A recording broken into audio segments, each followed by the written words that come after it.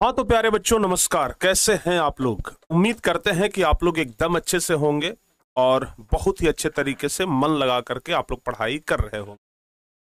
तो प्यारे बच्चों, आज एक बहुत ही महत्वपूर्ण सेशन आपके सामने होने जा रहा है, जिसमें हम साइंस के 100 क्वेश्चन आपसे पूछेंगे। आपके परीक्षा में तो 80 क्वेश्चन ही पूछा जाता है और 80 में से 40 का जवाब देना होता है, लेकिन आज हम पूरे पूरे 100 क्वेश्चन का रिवीजन करेंगे और यह 100 क्वेश्चन में से हमें यह देखना है कि आप लोग कितना क्वेश्चन का सही आंसर दे पा रहे हैं। हम हर एक क्वेश्चन का पोलिंग भी करेंगे ताकि आप लोग उसका सही सही आंसर लगा सके। तो आइए प्यारे बच्चों, आज की इस शानदार सी क्लास को हम शुरू करते हैं और आज आपका एक प्यारा सा टेस्ट लेते हैं। प्यारे बच्चों, आज साइंस का मॉडल सेट भी हम इस क्लास को कह सकते हैं कि साइंस का आज मॉडल सेट है। हम लोग साइंस का एक सेट प्रैक्टिस करने जा रहे हैं। तो जाइए, सबसे पहले तो आप सभी बच्चे मिल करके आज इस क्लास को जरा जबरदस्त तरीके से शेयर कर दीजिए। सभी बच्चे सबसे पहले आज क्लास को शेयर कर दें ताकि सभी बच्चों के पास ये नोटिफिकेशन चला जाए और सभी बच्चे आज के इस क्लास में जुड़ जाएं। ठीक है ना? सभी बच्चे आज के इस क्लास में जुड़ जाएं। तो जल्दी जल्दी से आप लोग क्लास को शेयर कर दीजिए और सभी बच्चे एक बार क्लास को लाइक भी जरूर कर दीजिएगा।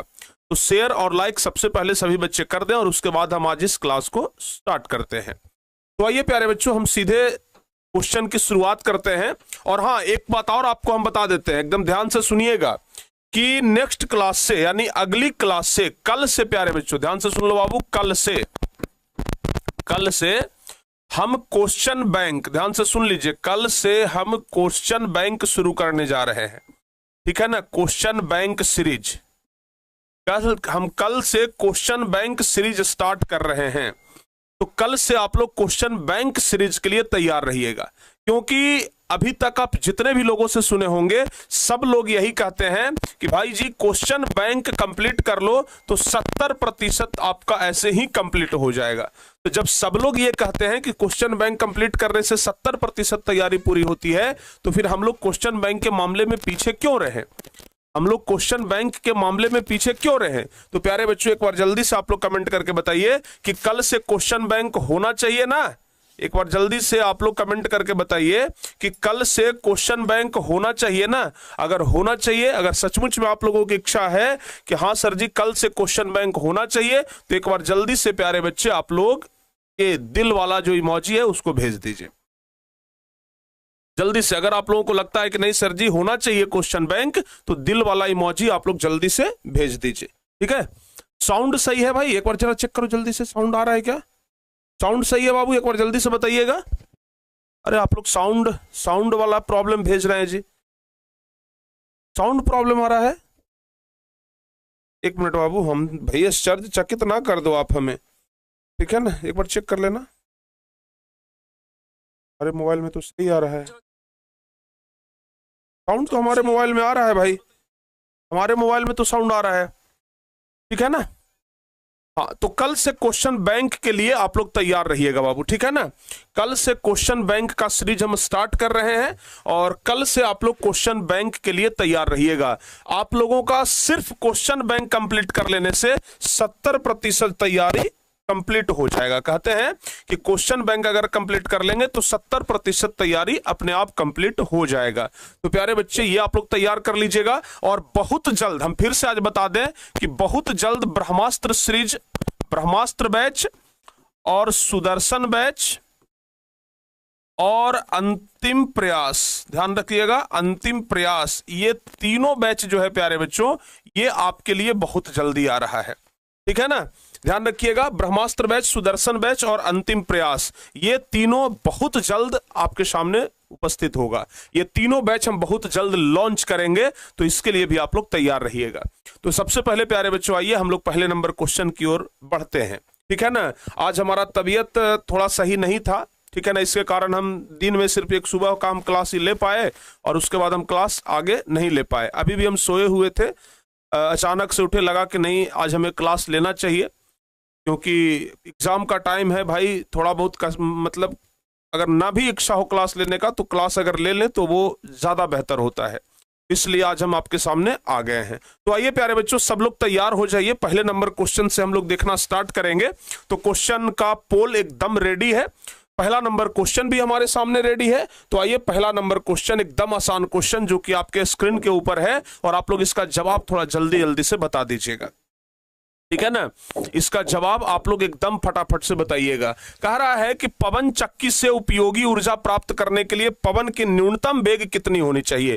प्यारे बच्चों, पवन का न्यूनतम वेग आपसे पूछा जा रहा है कि पवन का न्यूनतम वेग कितना होना चाहिए। आपसे पूछा जा रहा है कि पवन का न्यूनतम वेग कितना होना चाहिए। देखो बाबू, आप लोग देखे होंगे समुद्र के किनारे पवन चक्की लगा हुआ रहता है, समुद्र के किनारे पवन चक्की लगा हुआ रहता है, इसमें बड़का बड़का ब्लेड लगा हुआ रहता है, और जब हवा चलता है तो ये ब्लेड क्या होता है बाबू, घूमता है, ठीक है ना। जब हवा चलता है तो ये ब्लेड जो है वो घूमता है।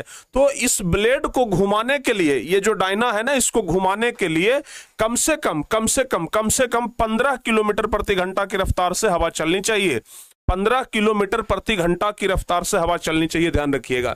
अच्छा, और भी डिटेलिंग हम आपको बता देते हैं। जैसे ये जो पवन चक्की है प्यारे बच्चों, किस ऊर्जा से चलता है, पवन ऊर्जा से चलता है। किससे चलता है, पवन ऊर्जा से चलता है। और ये जो पवन ऊर्जा है बाबू, याद रखिएगा, यह नवीकरणीय संसाधन है। कैसी संसाधन है, नवीकरणीय संसाधन है, क्योंकि पवन तो भाई बनते रहता है ना। पवन, क्या पुल खत्म कर दिया क्या, थोड़ा होने दो और, है ना, पोल थोड़ा देर रहने दो ताकि बच्चे और ज्यादा पोल करें, ठीक है ना। चलो बाबू, ठीक है। हाँ, अच्छा, एप्लीकेशन के बारे में बहुत सारे बच्चों का प्रॉब्लम है कि अब सर जी एप्लीकेशन का दिक्कत है। प्यारे बच्चों, अब बहुत ज्यादा दिन का प्रॉब्लम नहीं बचा है। एप्लीकेशन अपना, अभी तक तो हम लोग किसी दूसरे से सर्विस ले रहे थे, लेकिन अब अपना एप्लीकेशन बन करके तैयार हो रहा है। थोड़ा बहुत समस्या हो रहा है, आप लोगों से ज्यादा तकलीफ हमें हो रहा है। तो भाई हमें खुद अफसोस है कि एग्जाम के टाइम में हमारा एप्लीकेशन हमें धोखा दे रहा है। तो अपना एप्लीकेशन हम बनवा रहे हैं। चूंकि 10th क्लास में थोड़ी बहुत समस्या तो आ भी गई, लेकिन जब आप 11th क्लास में जाएं या 12th क्लास में जाएं तो जरा सा भी समस्या एप्लीकेशन में नहीं रहना चाहिए। तो इसलिए अपना एप्लीकेशन बन रहा है, आप लोग एकदम निश्चिंत रहिएगा उसके लिए, ठीक है ना। चलिए, तो प्यारे बच्चों, पवन चक्की में उपयोग होने वाली जो पवन चक्की में उपयोगी ऊर्जा प्राप्त करने के लिए हवा की रफ्तार कितना होना चाहिए, 15 किलोमीटर प्रति घंटा होना चाहिए। ये जो पवन चक्की है हमेशा प्यारे बच्चों समुद्र के किनारे ही लगता है, ध्यान रखिएगा, हमेशा समुद्र के किनारे ही लगता है, क्योंकि समुद्र के किनारे हवा का रफ्तार थोड़ा ज्यादा होता है। तो पहला का बी नंबर ऑप्शन बताने वाले बहुत सारे हमारे भाई बंधु हाँ एकदम सही आंसर दिए हैं। आगे आइए, दूसरा नंबर क्वेश्चन देखते हैं। पूरा फिजिक्स, केमिस्ट्री और बायोलॉजी हम पहले आपको कह दिए हैं। साइंस का हम टेस्ट ले रहे हैं, साइंस का हम 100 क्वेश्चन देख रहे हैं, यानी कि फिजिक्स भी होगा, कुछ केमिस्ट्री भी होगा, कुछ बायोलॉजी भी होगा।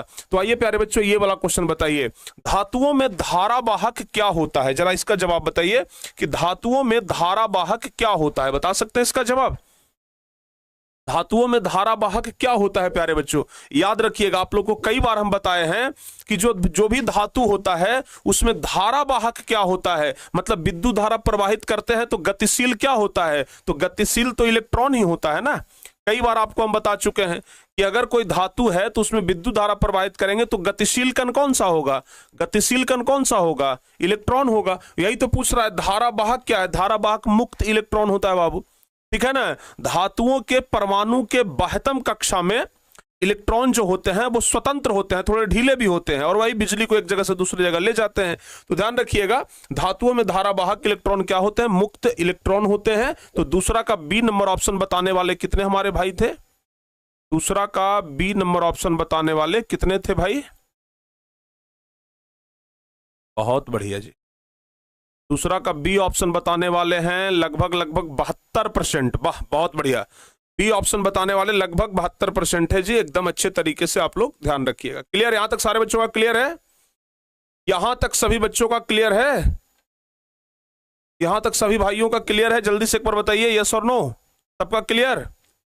चलिए बहुत बढ़िया, अब आगे बढ़ा जाए।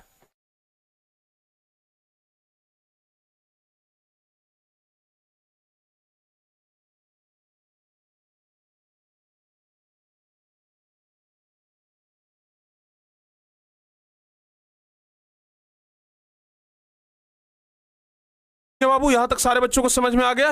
चलिए आगे बढ़ते हैं, अगला तीसरा नंबर क्वेश्चन हम लोग देख लेते हैं।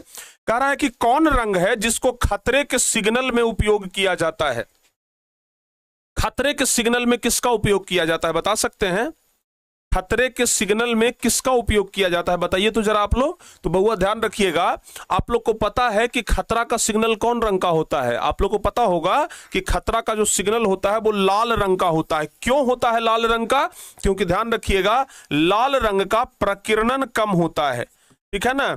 लाल रंग का प्रकीर्णन कम होता है और लाल रंग का तरंगदैर्घ्य, लाल रंग का तरंगदैर्घ्य जो है वो क्या होता है? अधिक होता है। ध्यान रखिएगा, पहले भी आपको बता चुके हैं, जिसका प्रकीर्णन कम होता है उसका तरंगदैर्घ्य ज्यादा होता है। जिसका प्रकीर्णन कम होता है उसका तरंगदैर्घ्य ज्यादा होता है। तो लाल रंग जो है ना वो हमें बहुत दूर से दिखाई दे जाता है, चाहे धुआं हो, चाहे कोहरा हो, मतलब इस प्रकार के धूलकण में भी हमें बहुत दूर से, ध्यान रखिएगा, बहुत दूर से प्यारे बच्चों हमें लाल रंग दिख जाता है। इसलिए लाल रंग का प्रयोग हम लोग खतरे के सिग्नल के रूप में करते हैं। लाल रंग का प्रयोग हम लोग खतरे के सिग्नल के रूप में करते हैं। याद रहेगा यहां तक? यहां तक सारे बच्चों को याद रहेगा? बताइए, सभी बच्चों को यहां तक याद हो जाएगा? ओके बाबू, आइए आगे बढ़ते हैं। तीसरा का सी नंबर ऑप्शन, बहुत सारे बच्चे एकदम सही बताए हैं। चौथा नंबर क्वेश्चन कह रहा है कि किस वर्ण का तरंगदैर्घ्य सबसे अधिक है? कौन से रंग का तरंगदैर्घ्य सबसे ज्यादा होता है? चौथा नंबर क्वेश्चन यही पूछ रहा है कि किस वर्ण का तरंगदैर्घ्य सबसे अधिक होता है। बताइए किस रंग का तरंगदैर्घ्य? अभी जस्ट हम आपको बताए हैं बाबू कि लाल रंग का तरंगदैर्घ्य सबसे अधिक होता है। अभी जस्ट तो बताए हैं, 1 सेकंड पहले तो बताए हैं कि लाल रंग का तरंगदैर्घ्य जो है वो सबसे ज्यादा होता है। याद रखिएगा, लाल रंग का तरंगदैर्घ्य सबसे ज्यादा होता है। तो पूछ रहा है किस रंग का तरंगदैर्घ्य सबसे अधिक है, तो कहेंगे कि लाल रंग का तरंगदैर्घ्य सबसे अधिक है। चौथा का ए ऑप्शन सही होगा। लाल रंग का तरंगदैर्घ्य क्या होता है? सबसे अधिक होता है। और सबसे कम कहेगा तो अब जिसका प्रकीर्णन सबसे कम होगा उसका जो तरंगदैर्घ्य है वो ज्यादा होगा, और जिसका तरंगदैर्घ्य कम होगा तो प्रकीर्णन ज्यादा होगा। तो इसलिए आप लोग ध्यान रखिएगा किस वर्ण का तरंगदैर्घ्य सबसे अधिक है, तो जवाब लाल रंग आप लोग बताइएगा। लगभग 72% बच्चों ने इसका एकदम सही जवाब भी दिया है। लगभग 72% बच्चों का एकदम सही आंसर है। ध्यान रखिएगा, चौथा का ए ऑप्शन सही जवाब हो जाएगा। क्लियर? यहां तक सारे बच्चों का क्लियर है? चलिए आगे बढ़ते हैं। अगला नंबर क्वेश्चन कह रहा है कि टिंडल प्रभाव प्रकाश की कौन सी परिघटना है? बताओ बाबू, टिंडल प्रभाव प्रकाश की कौन सी परिघटना है? बता सकते हैं? टिंडल प्रभाव प्रकाश की कौन सी परिघटना है? किस मतलब कौन सी घटना के कारण टिंडल प्रभाव होता है? किस घटना के कारण टिंडल प्रभाव होता है? टिंडल प्रभाव तो आप लोग जानते होंगे कि जब भाई अंधेरे कमरे में जब कोई प्रकाश की रोशनी आती है तो हमें रास्ते में धूल कण उड़ते हुए दिखाई देते हैं, उसे ही क्या कहते हैं? टिंडल प्रभाव कहते हैं। तो टिंडल प्रभाव प्रकाश की कौन सी घटना के कारण होता है? तो याद रखिएगा इसका सही जवाब होगा प्रकाश का प्रकीर्णन। क्या होगा बाबू? प्रकाश का प्रकीर्णन, यानी कि डी ऑप्शन सही जवाब होगा। प्रकाश का प्रकीर्णन बोले तो डी ऑप्शन सही जवाब हो जाएगा। क्लियर है बाबू? डी ऑप्शन एकदम सही जवाब होगा। टिंडल प्रभाव प्रकाश की कौन सी परिघटना है? तो प्रकाश का प्रकीर्णन, यानी पांचवा का डी नंबर ऑप्शन आप लोग ध्यान रखिएगा। क्लियर? हाँ, क्वेश्चन बैंक में यूट्यूब पे ही करवाएंगे, कल से क्वेश्चन बैंक करवाएंगे और वो भी आपका एकदम यूट्यूब पर ही होगा। आइए बाबू अगला नंबर देख लेते हैं। निम्न में से किस हाइड्रोकार्बन के 3 आबंध हैं? कौन से हाइड्रोकार्बन के 3 आबंध है? तो प्यारे बच्चों जरा आप CH3 को आप गौर करेंगे तो CH3 में ट्रिपल बॉन्ड नहीं होगा।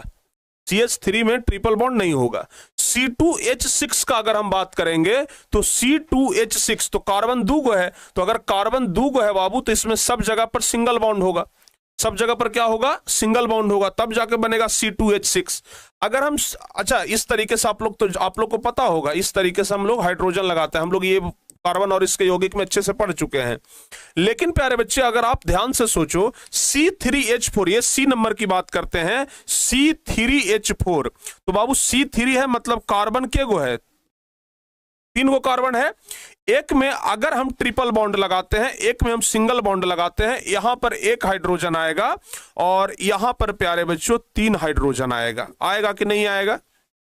देखिए तो जरा एकदम ध्यान से, C3H4 हुआ, कार्बन 3 गो और हाइड्रोजन के गो हुआ, 4 गो हुआ, यानी कि ट्रिपल बॉन्ड किस में लग गया हमारा, C3H4 में हमारा क्या लग गया, ट्रिपल बॉन्ड लग गया।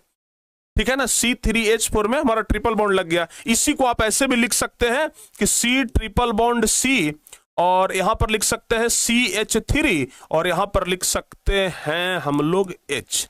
इस तरीके से भी हम लोग लिख सकते हैं, बड़े आराम से लिख सकते हैं। ठीक है ना। हाँ अच्छा, आप में से कितने ऐसे बच्चे हैं जो इसका नाम हमें बता सकते हैं। नाम लिखना तो आप लोग को हम समझा चुके हैं, सिखा चुके हैं, तो कितने ऐसे बच्चे हैं जो इस स्ट्रक्चर का नाम हमें बता सकते हैं, बताओ बाबू हैं?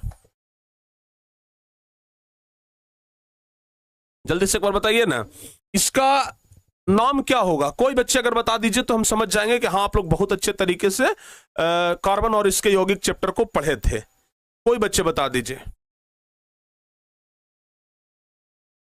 फास्ट चलेंगे भाई, पहले तो नाम बता दो। अगर आपसे अगर सेम स्ट्रक्चर ये दे करके पूछ दे कि इसका नाम क्या है तो क्या बताइएगा, क्या बताइएगा। सबसे पहली बात एकदम आसान है बाबू, बहुत सारे बच्चे गलत जवाब भी दे रहे हैं, लेकिन कुछ बच्चे एकदम सही जवाब दिए हैं।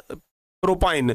कैसे प्रोपाइन होगा, आप लोग को पता है कि अगर कार्बन की संख्या 3 रहे तो उसको क्या बोलते हैं, एक को मेथ बोलते, एक को मिथ, 2 को इथ और 3 को प्रोप। तो प्यारे बच्चों प्रोप हो गया। जोड़, ये चूंकि ट्रिपल बॉन्ड है तो क्या लगेगा, आइन लगेगा, क्या लगेगा, आइन। तो प्रोप जोड़ आइन से बन गया प्रोपाइन। तो इसका सही नाम क्या हो जाएगा, प्रोपाइन हो जाएगा ना। तो इसका सही नाम प्रोपाइन, आप लोग इस तरीके से ऐसे ध्यान रखिएगा। क्लियर। आइए आगे बढ़ते हैं बाबू।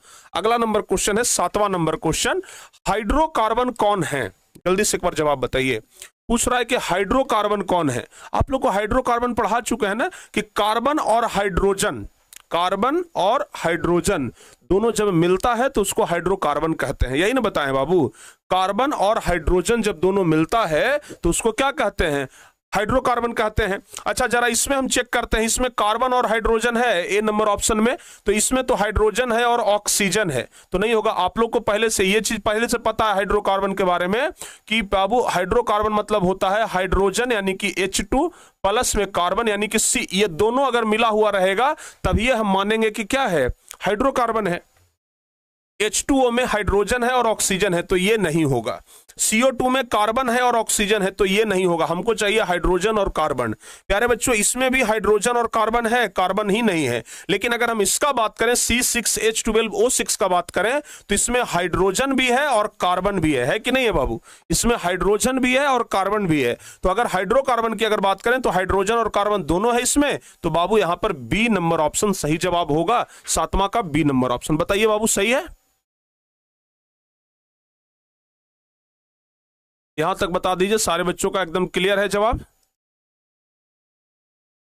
बता दो भाई। यहां तक सारे बच्चों का जवाब एकदम क्लियर, एकदम सही है सर, सही है, सही है, सही है, बहुत बढ़िया। हाँ लव यू क्वेश्चन, वाह एक बच्चे एकदम सही बात लिखें, लव यू क्वेश्चन। ये बड़ा प्यारा सा क्वेश्चन है कि हाइड्रोकार्बन कौन है, तो 7वां का बी ऑप्शन सही जवाब होगा, आप इसको याद रखिएगा। आइए बाबू आगे बढ़ते हैं। अगला नंबर क्वेश्चन 8वां नंबर क्वेश्चन क्या कह रहा है, निम्न में कौन सा असंतृप्त हाइड्रोकार्बन है। क्वेश्चन कह रहा है कि बताइए असंतृप्त हाइड्रोकार्बन कौन सा है। क्वेश्चन कह रहा है कि बताइए असंतृप्त हाइड्रोकार्बन कौन सा है। प्यारे बच्चों आप लोगों को हम बताए थे कि 2 तरीके के कार्बन, एक तो संतृप्त और दूसरा असंतृप्त, बताए थे ना। हाँ बताए थे ना बाबू। तो जो असंतृप्त होता है इसमें डबल बॉन्ड होते हैं और ट्रिपल बॉन्ड भी होते हैं। तो यहां पर डबल बॉन्ड किस में जाएगा, जो डबल बॉन्ड जाएगा वही असंतृप्त होगा, एकदम क्लियर है। आप लोग को बता चुके हैं ना कि संतृप्त में सिंगल बॉन्ड, संतृप्त में सिंगल बॉन्ड एल्केन वाला, जो एल्केन वाला बताए थे CnH2n+2, तो CnH2n+2 बाबू क्या होता है, सिंगल बॉन्ड होता है, तो वो हो जाएगा संतृप्त। लेकिन यहां पर है असंतृप्त, तो असंतृप्त मतलब क्या हुआ, चाहे तो डबल बॉन्ड होगा नहीं तो ट्रिपल बॉन्ड होगा। तो डबल बॉन्ड CH4 बाबू, CH4 का अगर हम बात करें तो CH4 में सब सिंगल बॉन्ड होता है। कार्बन में अगर आप देखेंगे तो इस तरीके से CH4 होता है और इसमें सब क्या है बाबू, सिंगल बॉन्ड ही है ना। CH4 में क्या होता है, सिंगल बॉन्ड होता है। अब हम अगर हम C2H6 का बात करते हैं, जरा ध्यान से देखिएगा, किसका बात कर रहे हैं, C2H6 का बात कर रहे हैं। प्यारे बच्चों C2 तो कार्बन और कार्बन और H6 है तो इस तरीके से H6 लगाएंगे। तो बउआ जरा देखिए, तो C2H6 हो गया, तो ये तो भाई सब जगह हाइड्रोजन हम बिठा देंगे, सब जगह हम हाइड्रोजन बिठाएंगे। तो देखिए, तो ये C2H6 हो गया, लेकिन सब जगह सिंगल बॉन्ड है, तो ये असंतृप्त नहीं होगा। हमको चाहिए डबल बॉन्ड असंतृप्त के लिए। एकदम बढ़िया से पूरा विस्तार से बता रहे हैं बाबू, ऐसा नहीं है कि खाली आंसर बता दे रहे हैं। आंसर बता देने से भूला जाइएगा, कॉन्सेप्ट सीखिएगा तो सब दिन याद रहेगा। तो ये भी अपना क्या होगा, बी नंबर भी ऑप्शन नहीं होगा, ए नंबर भी ऑप्शन खत्म हो गया। अब प्यारे बच्चे अगर हम बात करें सी नंबर ऑप्शन का, C2H4, C2 मतलब कार्बन 2 गो है और हाइड्रोजन के गो है 4 गो है। तो प्यारे बच्चे C डबल बॉन्ड C, और यहां पर हम इस तरीके से क्या कर सकते हैं, लगा सकते हैं। 4 गो चाहिए ना, कार्बन के बाद ये मतलब कार्बन के अगल बगल में 4 गो हाइड्रोजन चाहिए। देख लीजिए कार्बन के अगल बगल में 4 गो हाइड्रोजन मिला कि नहीं मिला, मिला ना बाबू। तो यहां पर सी नंबर ऑप्शन जो है ये हमारा क्या है, असंतृप्त हाइड्रोकार्बन है। यानी कि 8वां का सी ऑप्शन कितने बच्चे दे रहे थे, एक भाई 1 मिनट रुक जाओ भाई, रुक जाओ जरा सा, इसमें अधिकांश बच्चे गलत कर दिए हैं। सी ऑप्शन बताने वाले मात्र 32% हैं। एकदम एकदम एकदम गलत, ब्लंडर, ये ब्लंडर कर दिए, ठीक है ना, एकदम गलत जवाब आप लोगों का आया है। ये प्यारे बच्चों सी नंबर ऑप्शन सही जवाब होगा। Clear?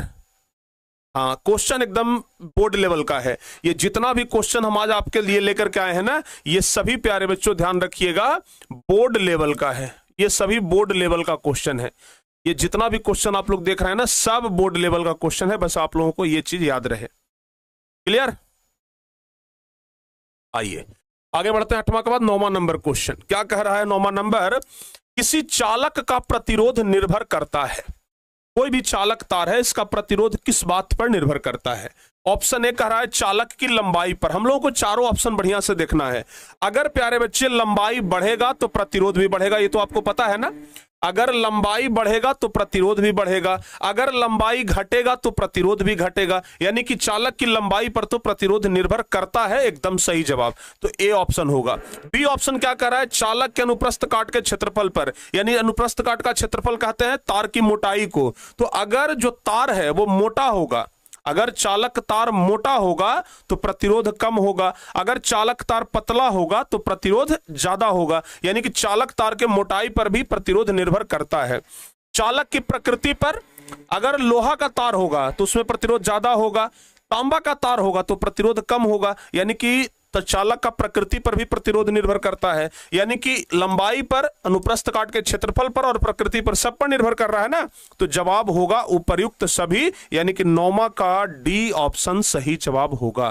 D is the right option. एकदम कितने बच्चों का सही है, 72%। वाह, इसका जवाब आप लोगों ने एकदम सही दिया है बाबू, एकदम सही जवाब है, बहुत बढ़िया। आगे आइए बढ़ते हैं। 10वां नंबर क्वेश्चन क्या कह रहा है, अमीटर को विद्युत परिपथ में से जोड़ा जाता है। अमीटर को विद्युत परिपथ में से जोड़ा जाता है। अमीटर को विद्युत परिपथ में कैसे जोड़ा जाता है। अमीटर प्यारे बच्चों ध्यान रखिएगा, ये जो अमीटर है ये क्या करता है, विद्युत धारा को मापने का काम करता है। अमीटर का काम क्या होता है, विद्युत धारा को मापना। विद्युत धारा को मापना, विद्युत धारा को मापना काम किसका होता है, अमीटर का होता है, ठीक है ना, जिसको बोलचाल की भाषा में हम लोग मीटर कह देते हैं। तो अमीटर को किस परिपथ में जोड़ा जाता है, दो ही प्रकार के परिपथ होते हैं, या तो श्रेणी क्रम होता है या तो समांतर क्रम होता है, यही ना होता है। तो श्रेणी क्रम और समांतर क्रम किस क्रम में जोड़ा जाता है। बच्चों का जवाब 73% बच्चों का जवाब आया है गुरुजी, ए ऑप्शन होगा। 73% बच्चे जो हैं वो ए ऑप्शन की ओर गए हैं, और सी ऑप्शन में भी बच्चे 14% गए हैं। ए ऑप्शन हालांकि 72%, 73% बच्चों का जो ऑप्शन है वो ए ऑप्शन है। और आपका जवाब भी एकदम सही है, श्रेणी क्रम। अमीटर को हमेशा श्रेणी क्रम में जोड़ा जाता है। लगभग सभी बच्चों ने एकदम सही जवाब दिया है, लगभग सभी बच्चों का एकदम करेक्ट आंसर है, सही जवाब है, ठीक है ना। तो अमीटर को विद्युत परिपथ में कैसे जोड़ा जाता है, जवाब होगा श्रेणी क्रम में जोड़ा जाता है। 10वां का ए नंबर ऑप्शन सही होगा। आइए प्यारे बच्चों 11 नंबर देख लेते हैं। 11 नंबर क्वेश्चन क्या कह रहा है, घरेलू वायरिंग में 3 तार होते हैं, विद्युन्मय, उदासीन और भूसंकर्पित। तो इन तारों के रंग कैसे होते हैं। घरेलू वायरिंग में कितने तार होते हैं, घरेलू वायरिंग में देखो बाबू, एक तो गर्म तार होता है, विद्युन्मय तार कहने का मतलब हो गया गर्म तार। घरेलू वायरिंग में एक तो गर्म तार होता है, दूसरा होता है प्यारे बच्चों उदासीन, उदासीन बोलते हैं ठंडा तार को, जो ठंडा तार है वो उदासीन होता है, और एक होता है भूसंपर्कित, ये भूसंपर्कित, जिसको हम लोग अर्थिंग वाला तार कहते हैं। तो एक बात ध्यान रखिएगा, सबसे ज्यादा खतरा होता है विद्युन्मय तार में, गर्म तार में, ठीक है ना, सबसे ज्यादा खतरा होता है। तो जिसमें ज्यादा खतरा है तो विद्युन्मय का रंग जो है वो लाल रंग का हो जाता है। कैसा? लाल रंग का। याद रखिएगा, गर्म तार जो है वो लाल रंग का होता है। और हमेशा याद रखिएगा, ये जो अर्थिंग वाला तार होता है ये हरा रंग का होता है। अर्थिंग वाला तार हरा रंग का होता है। तो शुरू में लाल है और लास्ट में हरा है, शुरू में लाल है और लास्ट में हरा है। ये जो उदासीन तार है इसका रंग प्यारे बच्चों काला होता है, ठीक है ना, काला होता है। तो ध्यान रखिएगा, लाल, काला और हरा, यानी कि विद्युन्मय तार का रंग लाल होता है, उदासीन तार का रंग काला होता है, और जो अर्थिंग वाला तार होता है उसका रंग हरा होता है। हमारा जवाब सी ऑप्शन होगा। और सी ऑप्शन जवाब बताने वाले बच्चों की संख्या मात्र इतना 7 का गलत है सर। ए भैया, हाइड्रोकार्बन कौन है? पिटा जाओगे आप लोग। 7 नंबर को अगर C6H12O6 ना, अगर आप लोग गलत बचाने का प्रयास किए कि 7 नंबर गलत है तो आप लोग पिटाइएगा, ठीक है ना, ऐसे नहीं करिए आप लोग। इसका जवाब 11 का सी नंबर ऑप्शन क्या हो जाएगा? सही जवाब हो जाएगा, एकदम याद रखिएगा। हाँ, तब 11 का सी ऑप्शन सही होगा। आप लोग 7 नंबर को बोल रहे हैं गलत है, थप्पड़ मारूंगा मैं, थप्पड़ मारूंगा। समझ में आया कि नहीं आया? हाँ, तब आप लोग गलत, सही को गलत कह रहे हैं। हाँ, 12 नंबर क्वेश्चन जरा बता दीजिए। देखो बाबू, हम थोड़ा सा धीरे धीरे चल रहे हैं, इस वजह से धीरे धीरे, क्योंकि हम चाह रहे हैं कि हर एक क्वेश्चन का डिटेलिंग आपको बताते चलें। अगर हम जल्दीबाजी में चलेंगे ना तो ये क्वेश्चन 100 क्वेश्चन बताने में मुश्किल से 30 मिनट का समय लगेगा, और कम लगेगा, 20 मिनट का समय लगेगा। लेकिन क्या फायदा सिर्फ ABCD करने से, अगर आपको कारण ही न समझ में आए, पूरा डिटेल्स ही न समझ में आए। तो देखो बाबू, चुंबक के भीतर चुंबकीय क्षेत्र रेखा की दिशा, अगर कोई चुंबक है तो इस टाइप का चुंबक होता है, इधर नॉर्थ पोल होता है और इधर प्यारे बच्चों क्या होता है? साउथ पोल होता है। आपको पता है कि बाहर में ये ऐसे की ओर गति करता है, बाहर में ये ऐसे गति करता है, लेकिन अंदर में ये ऐसे गति करता है बाबू। तो क्या कर रहा है? चुंबक के भीतर यानी कि अंदर में क्या है? साउथ से नॉर्थ है, साउथ मतलब दक्षिण और नॉर्थ मतलब उत्तर, यानी कि अंदर में दक्षिण से उत्तर, तो दक्षिण ध्रुव से उत्तर ध्रुव की ओर, यानी कि 12 का बी ऑप्शन हमारा सही जवाब होगा। जो बच्चे 12 का बी ऑप्शन जवाब बताने के लिए तैयार हैं उनका जवाब एकदम सही है। क्लियर? बी नंबर ऑप्शन एकदम सही जवाब होगा। बहुत बढ़िया। आगे बता दो बाबू, 13 नंबर क्या कह रहा है? जल विद्युत संयंत्र किस ऊर्जा को विद्युत ऊर्जा में रूपांतरित करता है? जल विद्युत संयंत्र, प्यारे बच्चों आपको पता है ना कि एक बांध बना करके पानी को क्या किया जाता है? रोका जाता है। एक बांध बना करके पानी को रोका जाता है। पूरा एक बांध बनता है और बांध बना करके क्या होता है? पानी को रोका जाता है। एक बात आप लोग याद रखिएगा, ठीक है ना, पूरा एक बांध बनाया जाता है और बांध बना करके क्या होता है? पानी को रोका जाता है। याद रखना बाबू, पूरा एक बांध बनता है और बांध बना करके पानी को रोका जाता है, और यहां से एक पतले पाइप के माध्यम से इस पानी को गिराया जाता है। तो पानी जब रुका हुआ है तो ये कौन सा ऊर्जा? स्थितिज ऊर्जा, क्योंकि पानी रुका हुआ है ना। तो जब पानी रुका हुआ है, जब कोई भी बांध का जो जमा हुआ पानी होता है उसमें पोटेंशियल एनर्जी होता है, मतलब स्थितिज ऊर्जा होता है। और स्थितिज ऊर्जा से क्या होता है भाई? जब पानी गिरता है तो विद्युत ऊर्जा में बदलता है।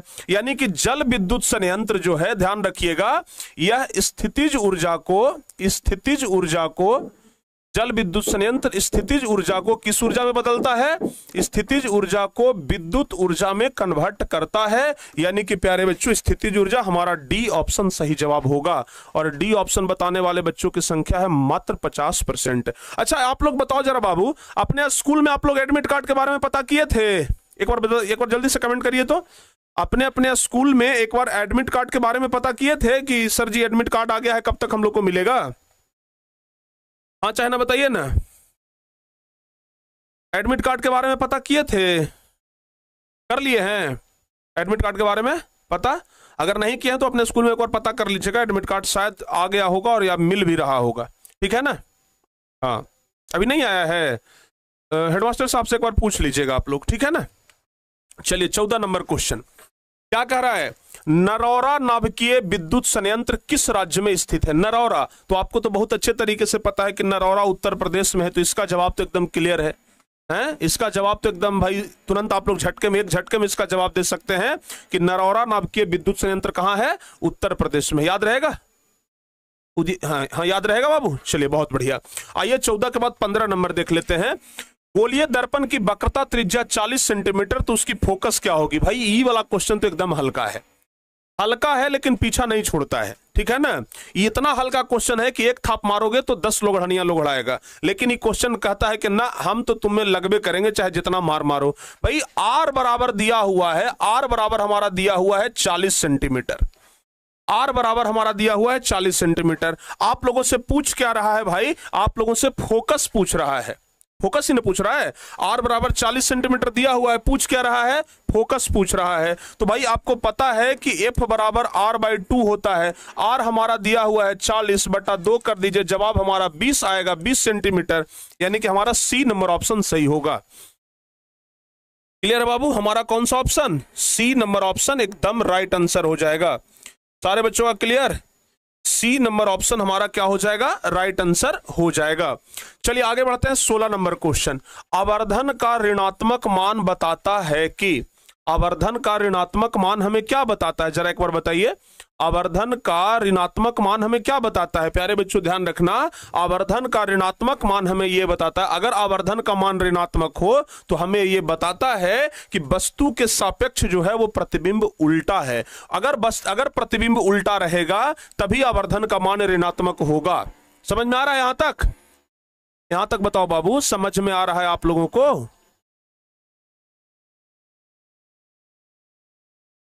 यहां तक सारे बच्चों का कुछ समझ में आ गया?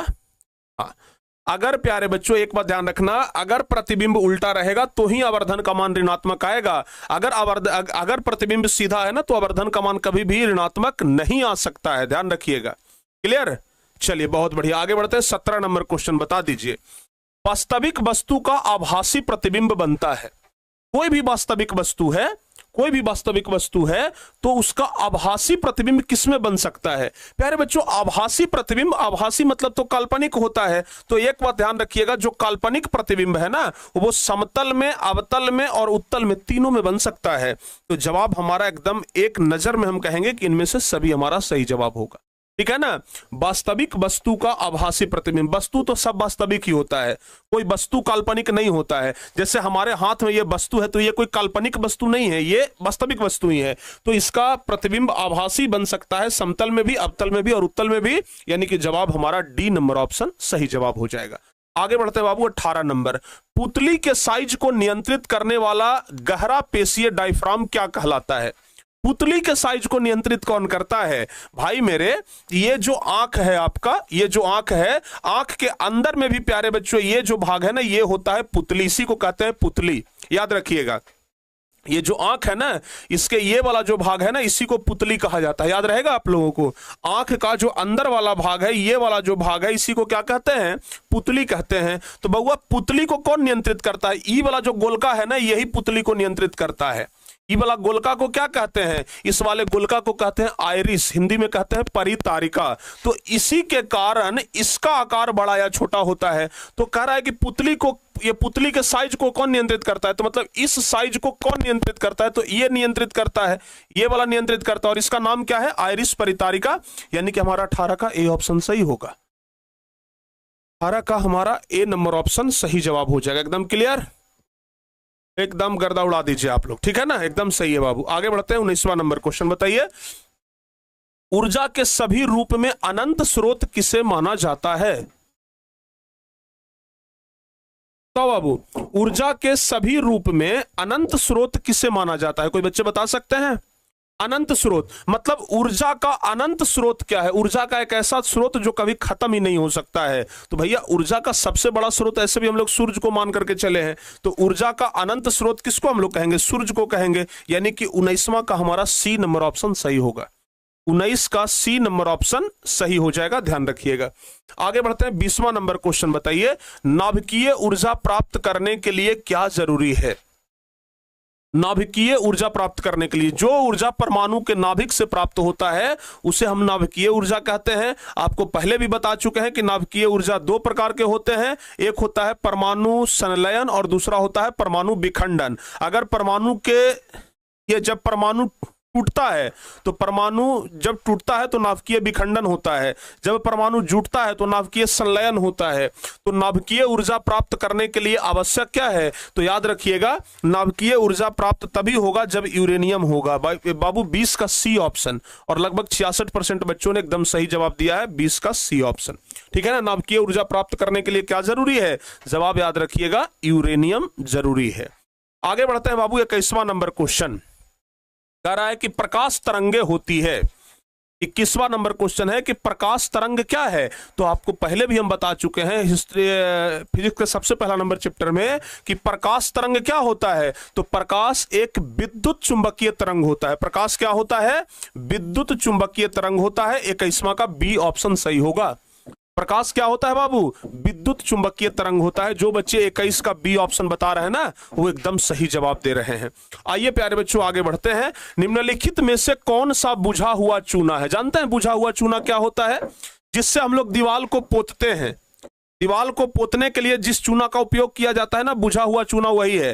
बाजार से आप लोग चूना का ढेला लाइए, उसमें पानी मिला दीजिए, वो बुझा हुआ चूना बन गया। और बुझा हुआ चूना को सोडियम, ये ध्यान रखिएगा, CaOH का (2) कैल्शियम हाइड्रो ऑक्साइड कहते हैं। इसका नाम क्या है, कैल्शियम हाइड्रो ऑक्साइड, यानी कि 22 का बी ऑप्शन याद रहेगा बाबू। ध्यान रखिएगा निम्नलिखित में से कौन सा बुझा हुआ चूना है, बताइएगा कैल्शियम हाइड्रो ऑक्साइड। 22 का बी नंबर ऑप्शन जो बच्चे बता रहे हैं, 54% बच्चे बता रहे हैं, उनका एकदम सही जवाब है, ठीक है ना। आज आप लोगों को जो क्वेश्चन हम बता रहे हैं ना, ये बहुत बारीकी से बता रहे हैं। और कल से प्यारे बच्चे हम लोगों का क्या होगा पता है, क्वेश्चन बैंक होगा। कल से क्या होगा, क्वेश्चन बैंक होगा, याद रखिएगा। कल से क्या होगा, क्वेश्चन बैंक होगा। तो कल से यानी कि नेक्स्ट क्लास से आप लोग क्वेश्चन बैंक के लिए भी तैयार रहिएगा। आगे बढ़ते हैं 23। हाँ, ये वाला जवाब सुनने में मजा आएगा कि भाई चीनी का रासायनिक सूत्र क्या होता है। कोई बच्चे बताइए चीनी का रासायनिक सूत्र क्या होता है। जिन भी बच्चों को पता है वो हमें बता दीजिए। किस बच्चे को पता है कि चीनी का रासायनिक सूत्र क्या होता है, जल्दी से बताओ बाबू। चीनी का रासायनिक सूत्र क्या होता है, जिन बच्चों को भी पता है एक बार जल्दी से बता दीजिए। चीनी का रासायनिक सूत्र,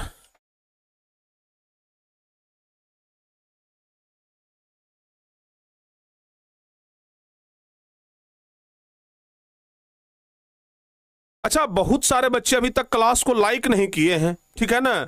अब बताइए 12,000 बच्चे अभी लाइव क्लास में जुड़े हुए हैं और लाइक की संख्या मात्र 7300 है। शोभा दे रहा है ये 5000 बच्चे को पाप लगेगा कि नहीं लगेगा, बताओ जल्दी से भाई। तो एक बार जल्दी से पहले आप लोग क्लास को लाइक करिए। चीनी का बात आया है, मुंह मीठा करने का बात आया है, आप लोग जल्दी से लाइक करा करके मुंह मीठा करिए।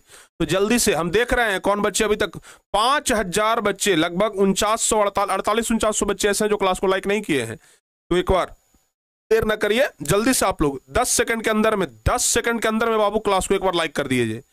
10,000 से अधिक बच्चे जुड़े हुए हैं। लाइक की संख्या भी अभी के अभी एकदम 10,000 से ऊपर हो जाए, देखिए कैसे मजा आ जाता है। हाँ ये हुआ ना बात, 9601 झटके में आप लोग पहुंचा दिए भाई, तब बहुत बढ़िया। एक बार जल्दी से आप लोग लाइक एक बार और दबाइए ना बस। हा क्या बात है, देखिए कैसे तुरंत 10,000 के ऊपर पहुंच गए। ये होता है असली ताकत, पावर ऑफ टारगेट बोर्ड। इसी को क्या कहते हैं, इसी को कहते हैं पावर ऑफ टारगेट बोर्ड। ओहो, पावर ऑफ टारगेट बोर्ड इसी को कहते हैं बाबू। पावर ऑफ टारगेट बोर्ड इसी को कहा जाता है। चलिए चीनी का रासायनिक सूत्र आप लोग को पता लग गया कि चीनी का रासायनिक सूत्र क्या होता है। क्या होता है चीनी का रासायनिक सूत्र, तो चीनी का रासायनिक सूत्र याद रखिएगा बहुआ।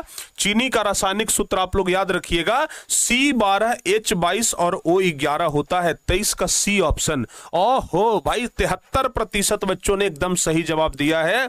चीनी का जो सूत्र होता है C12H22 O11। चीनी तो खाते हैं सब लोग, सूत्र के बारे में जानकारी कोई नहीं रखते हैं। तो सूत्र के बारे में बाबू आप लोगों को क्या करना है, जानकारी रखना है। क्लियर, हाँ बहुत बढ़िया बाबू। आगे आइए बढ़ते हैं 24 नंबर क्वेश्चन।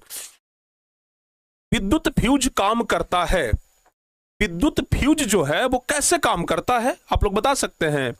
विद्युत फ्यूज कैसे काम करता है, विद्युत धारा के किस प्रभाव पर विद्युत फ्यूज काम करता है, बताओ बाबू जल्दी से, जल्दी से एक बार बताइए।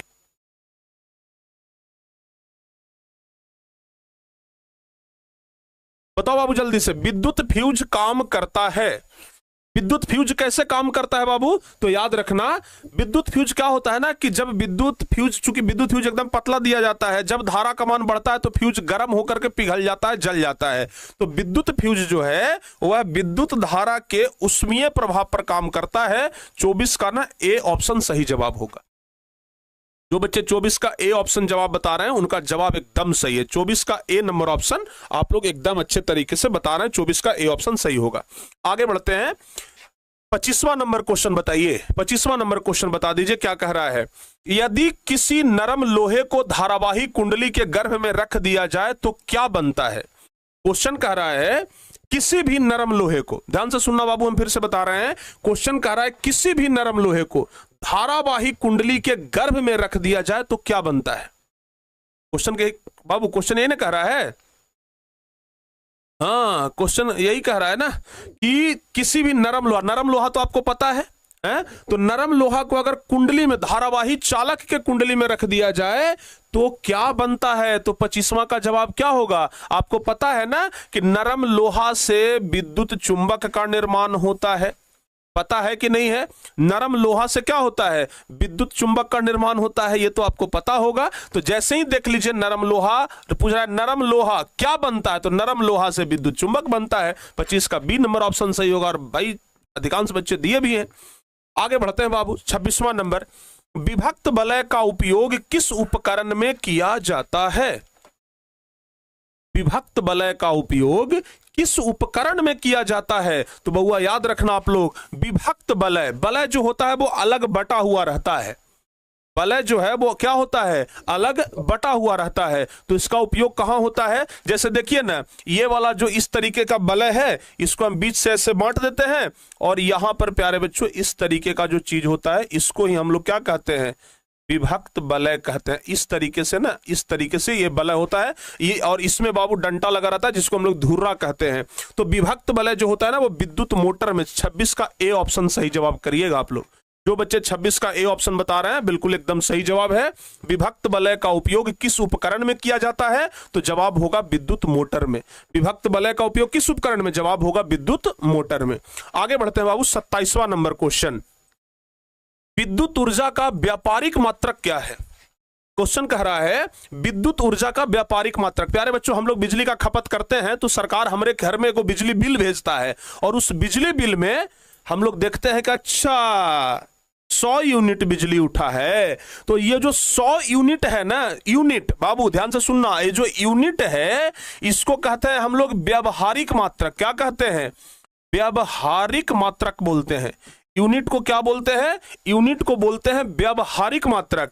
लेकिन कह रहा है कि व्यापारिक मात्रक क्या होगा? व्यावहारिक नहीं पूछ रहा, इस बार व्यापारिक पूछ रहा है। तो व्यापारिक आप कहेंगे KWH, यानी इसको बोलते हैं किलो वाट घंटा। तो बउआ किलो वाट घंटा, वाट घंटा भी सिर्फ बोल दीजिए, सही है, लेकिन यहां पर व्यापारिक पूछ रहा है। 27वां नंबर क्वेश्चन जरा एक बार ध्यान से सुनो बाबू, यही अंतर है। बहुत सारे बच्चे हो सकता है कि इसमें कंफ्यूजन कर जाए, क्योंकि यूनिट भी दिया हुआ है लेकिन बाबू सिर्फ वाट घंटा है, तो सिर्फ वाट घंटा तो नहीं होगा, रहना चाहिए था तो किलो वाट घंटा रहना, ये किलो वाट घंटा रहता तब ना हम लोग उसको सही कर सकते थे बाबू। तो यहां पर सिर्फ वाट घंटा है तो वाट घंटा नहीं होगा। अगर इसी में रहता किलो वाट घंटा तो सही होता, लेकिन हम इसका जवाब यूनिट तो जरूर दे सकते हैं, सी नंबर ऑप्शन यूनिट हम इसका जवाब दे सकते हैं। तो बाबू 27 का सी ऑप्शन। हालांकि यूनिट जो है वो व्यावहारिक मात्रक है, ये बात भी आप लोग भूलिएगा मत, ये बात भी आप लोग ध्यान रखिएगा। तो 27 का सी ऑप्शन एकदम क्लियर। आगे बढ़ते हैं, 28वां नंबर, अति भारण के समय विद्युत परिपथ में विद्युत धारा का मान। अति भारण के समय मतलब जिस समय ओवरलोड होता है, ध्यान से सुनो बाबू, जिस समय अति भारण होता है यानी कि जिस समय ओवरलोड होता है, मान लिया जाए पतला तार है, पतला तार पर आयरन, फ्रिज, टीवी, कूलर सब जोड़ दिए, तो जिस समय हमारा ओवरलोड होता है उस समय विद्युत परिपथ में विद्युत धारा का मान क्या होता है? बताओ भाई जल्दी से। ओवरलोड के समय विद्युत परिपथ में विद्युत धारा का मान, तो लिखेंगे अति भारण के समय, जिस समय ओवरलोड होता है तो विद्युत धारा का मान बहुत बढ़ जाता है, क्योंकि जब ओवरलोड होता है तो प्रतिरोध का मान एकदम घटता है, प्रतिरोध का मान अगर घटता है तो वो विद्युत धारा का मान एकदम बढ़ जाता है। तो विद्युत धारा का मान क्या होता है? बढ़ जाता है, बहुत अधिक बढ़ जाता है। 28 का सी ऑप्शन, 28 का सी एकदम सही है। 28 का सी सही है बाबू, ठीक है ना? सही है। आगे बढ़ते हैं, अगला क्वेश्चन बाबू 29 नंबर क्वेश्चन, सौर कुकर के लिए कौन सा दर्पण सर्वाधिक उपयुक्त होता है? 29 नंबर क्वेश्चन पूछ रहा है, सौर कुकर के लिए कौन सा दर्पण सबसे बढ़िया है? आप लोग को बताए थे ना हम कि सौर कुकर में कौन सा दर्पण का प्रयोग होता है, एक बार जल्दी से बताइए। दर्पण का प्रयोग आप लोगों से अगर पूछा जाए तो बउआ सौर कुकर, जैसे मान लीजिए अभी सौर कुकर पूछ रहा है तो सौर कुकर का उपयोग, सौर कुकर में बाबू ध्यान रखिएगा अवतल का उपयोग किया जाता है, ठीक है ना।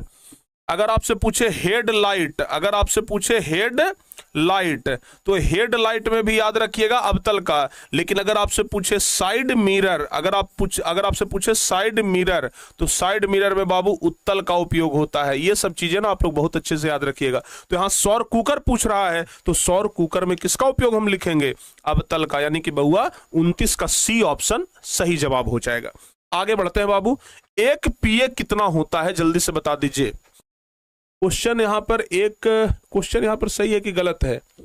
एक मिनट देख लेते हैं बाबू, हमको लगता है क्वेश्चन में थोड़ा सा मिस्टेक हुआ है क्या।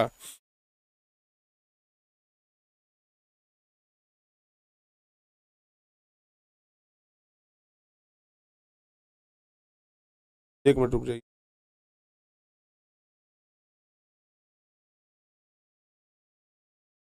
पीए को हम लोग पास्कल बोलते हैं, ठीक है ना। पीए को हम लोग पास्कल बोल सकते हैं। एक 10 के पावर -5, तो हाँ ठीक है 10 के पावर, हाँ ठीक है बाबू, सही है क्वेश्चन सही है, ठीक है ना। -5 होता है, लेकिन यहाँ पर ऑप्शन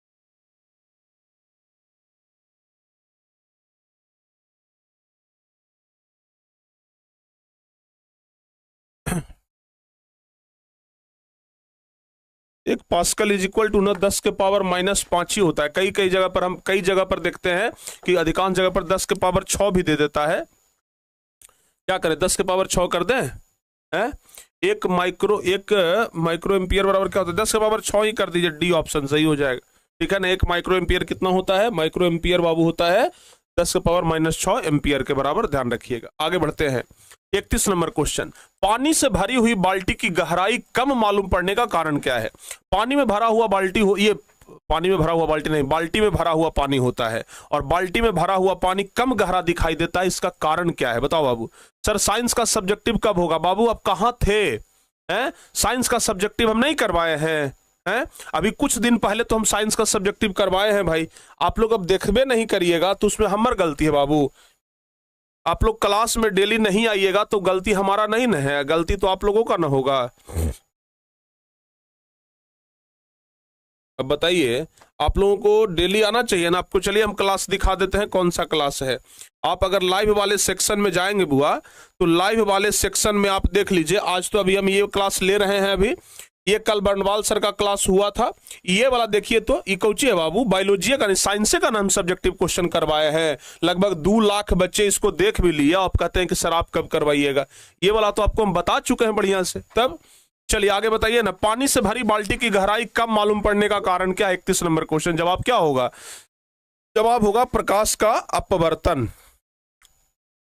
31 का सी ऑप्शन, 31 का सही जवाब होगा प्रकाश का अपवर्तन। सी नंबर ऑप्शन जो बच्चे बता रहे हैं एकदम सही जवाब है। बहुत बढ़िया बाबू, आगे बढ़ते हैं, अगला क्वेश्चन बताइए 32 नंबर, कठोर जल को मीठा बनाने के लिए सोडियम के किस यौगिक का उपयोग किया जाता है? कठोर जल, जो जल पीने में थोड़ा सा लगे कि भाट लग रहा है, थोड़ा मतलब अलग टाइप का जो जल है, थोड़ा कठोर लगता है, जिसको कड़वा भी कहते हैं। तो कठोर जल को अगर मीठा जल बनाना है तो उसके लिए सोडियम के किस यौगिक का उपयोग किया जाता है? क्या मिलाते हैं हम लोग कठोर जल को मीठा करने के लिए? जानते हैं, सोडियम कार्बोनेट मिलाते हैं, Na2CO3। क्या मिलाते हैं? Na2CO3। Na2CO3 को सोडियम कार्बोनेट बोला जाता है। क्या बोलते हैं बाबू इसको? Sodium carbonate. क्या बोलते हैं? सोडियम कार्बोनेट कहते हैं। तो कठोर जल को मीठा बनाने के लिए सोडियम के किस यौगिक का उपयोग करेंगे? सोडियम कार्बोनेट का। 32 का बी नंबर ऑप्शन सही जवाब हो जाएगा। आगे बढ़ते हैं 33 नंबर क्वेश्चन, क्या कह रहा है? कार्बन के 2 अपरूप के अलावा एक तीसरे अपरूप का नाम क्या है? कार्बन का अपरूप हम आपको बताए थे कि पहला अपरूप कार्बन का होता है क्या? हीरा। पहला अपरूप होता है हीरा, दूसरा अपरूप होता है ग्रेफाइट, और तीसरा होता है बउआ फुलेरिन। तीसरा क्या होता है? फुलेरिन होता है, यही ना बताए थे। तो पहला हीरा, दूसरा ग्रेफाइट, तीसरा फुलेरिन। तो कार्बन के 2 अप्रूप तो हो गया, हीरा और ग्रेफाइट, और पूछ रहा है कि तीसरा अप्रूप का नाम। तो तीसरा अप्रूप का नाम हो गया फुलेरिन। तीसरा का नाम क्या हो गया? फुलेरिन। तो याद रखिएगा 33 का सी नंबर ऑप्शन सही होगा। कितने बच्चे बताए थे? मात्र 53%। बताइए, आप लोग खाली यही है ना कि आप लोग खाली कहते हैं सर फास्ट फास्ट फास्ट, लेकिन एको को आंसर ऐसा नहीं हुआ है कि 100% बच्चों ने सही जवाब दिया हो। जानते हैं, हम सचमुच कह रहे हैं, टारगेट बोर्ड में रिकॉर्ड बन जाएगा उस दिन जिस दिन 100 में 100% का जवाब एकदम सही मिलेगा। रिकॉर्ड बन जाएगा, टारगेट बोर्ड में रिकॉर्ड बनेगा, 100 में 100% का जवाब एकदम सही मिलेगा। तो जानते हैं, टारगेट बोर्ड में एक नया रिकॉर्ड बनेगा। आज तक कभी ऐसा नहीं हुआ है कि 100% बच्चे किसी भी प्रश्न का सही जवाब दे दिए हो। कोई ना कोई बच्चे गलत जवाब दिए देते हैं, लेकिन जिस दिन 100% दे दिए ना सही जवाब, एक रिकॉर्ड बन जाएगा। और देखते हैं ये रिकॉर्ड कब बनता है, ठीक है ना। हम फोटो खींच करके स्टेटस में लगा लें कि देखिए आज एक नया रिकॉर्ड बन गया, हमारे सभी बच्चे एकदम 100% सही जवाब दे रहे हैं। तब लेकिन सब सही करिएगा तब ना। चलिए आगे बढ़ते हैं बाबू। भोजन का पचना किस प्रकार की विक्रिया है? भोजन पचता है किस प्रकार के विक्रिया के कारण? ध्यान रखिएगा, भोजन का पचना ऑक्सीकरण विक्रिया है। भोजन का पचना बाबू क्या है? ऑक्सीकरण। ऑक्सीकरण को ही कहते हैं हम लोग उपचयन। तो भोजन का पचना किस प्रकार के विक्रिया? जवाब लिखेंगे उपचयन विक्रिया, यानी 34 का सी ऑप्शन होगा। जो बच्चे 34 का सी बता रहे हैं बिल्कुल सही है। हाँ, उपचयन उपचयन उपचयन, ध्यान रखिएगा, उपचयन को ही हम लोग कहते हैं ऑक्सीकरण। ऑक्सीकरण, और ऑक्सीकरण को अंग्रेजी में कहा जाता है ऑक्सीडेशन। क्या बोलते हैं? ऑक्सीडेशन बोलते हैं बाबू, याद रखिएगा। तो भोजन का पचना उपचयन विक्रिया है, ऑक्सीकरण, चूंकि ऑक्सीजन के कारण भोजन पचता है। आगे बताओ बाबू, कौन सी गैस वैश्विक उत्सवन के लिए उत्तरदायी? अच्छा, वैश्विक उत्सवन मतलब होता है ग्लोबल वार्मिंग, ध्यान रखिएगा। वैश्विक उत्सवन मतलब होता है ग्लोबल वार्मिंग। ग्लोबल वार्मिंग, वैश्विक उष्णन को क्या कहते हैं? ग्लोबल वार्मिंग कहते हैं। तो कह रहा है कौन सी गैस वैश्विक उष्णन के लिए उत्तरदायी है? तो वैश्विक उष्णन के लिए क्या उत्तरदायी है? कौन सा गैस? किस गैस के कारण आज पृथ्वी इतना गर्म हो रहा है बाबू? बता सकते हैं कौन सी गैस के कारण आज पृथ्वी इतना गर्म हो रहा है? तो याद रखिएगा वो गैस है CO2, carbon dioxide. Carbon dioxide के कारण ही पृथ्वी जो है वो गर्म हो रहा है, ठीक है ना। कार्बन डाइऑक्साइड के कारण क्या हो रहा है? पृथ्वी गर्म हो रहा है। तो कौन सी गैस वैश्विक उष्णन के लिए उत्तरदायी है? तो जवाब बताइएगा कार्बन डाइऑक्साइड। आगे बढ़ते हैं। हाँ, कौन सा स्वच्छ ऊर्जा का स्रोत है? स्वच्छ ऊर्जा का स्रोत मतलब ऐसी ऊर्जा जो एकदम बाबू स्वच्छ है। तो स्वच्छ ऊर्जा का स्रोत कोयला नहीं होता, कोयला स्वच्छ ऊर्जा का स्रोत नहीं है, लकड़ी तो और नहीं है। हाँ, प्राकृतिक गैस हो जाएगा, नेचुरल गैस हो जाएगा। प्राकृतिक गैस जो है वो स्वच्छ ऊर्जा का स्रोत है, ठीक है ना। हाँ बउआ, याद रखिएगा। 36 अभी पोल आया इतना देर पर जी, मुझे आंसर बता दिए तब पोल आ रहा है, ठीक है। तो बताओ बाबू 36 का कौन सा होगा? 36 का कौन सा होगा? सी नंबर ऑप्शन सही जवाब हो जाएगा। पोल टाइम पर नहीं आ रहा है बाबू। अच्छा ठीक है, आगे से हो जाएगा। कभी कभी हम क्वेश्चन का आंसर जो जल्दी बता देते हैं ना, तो आपके पास पहुंचने में लेट हो जाता है। और जानते हैं पोल जो है ना वो नेटवर्क के कारण भी थोड़ा लोड होता है, चूंकि हम यहां से पोल भेजते हैं, नेटवर्क के कारण थोड़ा वो समय लेता है और तब आपके पास पहुंचता है। तो इसमें थोड़ा बहुत किसी का देर हो सकता है। किसी बच्चे का नेटवर्क अगर फास्ट है तो जल्दी पहुंच जाता है, किसी बच्चे का नेटवर्क अगर स्लो है तो थोड़ा लेट से पहुंचता है। बस यही अंतर होता है और कोई ज्यादा विशेष अंतर नहीं है। आगे बढ़ते हैं।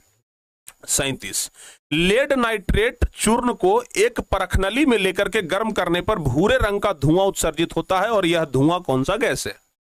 बताइए। लेड नाइट्रेट को अगर हम गर्म करेंगे प्यारे बच्चों, लेड नाइट्रेट को अगर हम गर्म करेंगे तो एक धुआं निकलता है। लेड नाइट्रेट को एक परखनली में लेकर के अगर गर्म करेंगे तो एक धुआं निकलता है। उस धुएं का रंग होता है वो भूरा रंग का होता है। वो बताइए धुआं कौन सा है? पता है? NO2 होता है। वो धुआं उत्सर्जित करता है। यह धुआं कौन सा है? पता है? NO2 है। NO2 मतलब नाइट्रोजन डाइऑक्साइड, नाइट्रोजन डाइऑक्साइड का धुआं होता है। तो एक बात याद रखिएगा, लेड नाइट्रेट को गर्म करने पर क्या मिलता है? नाइट्रोजन डाइऑक्साइड मिलता है। यह बात आप लोगों को ध्यान रखना है, याद रहेगा।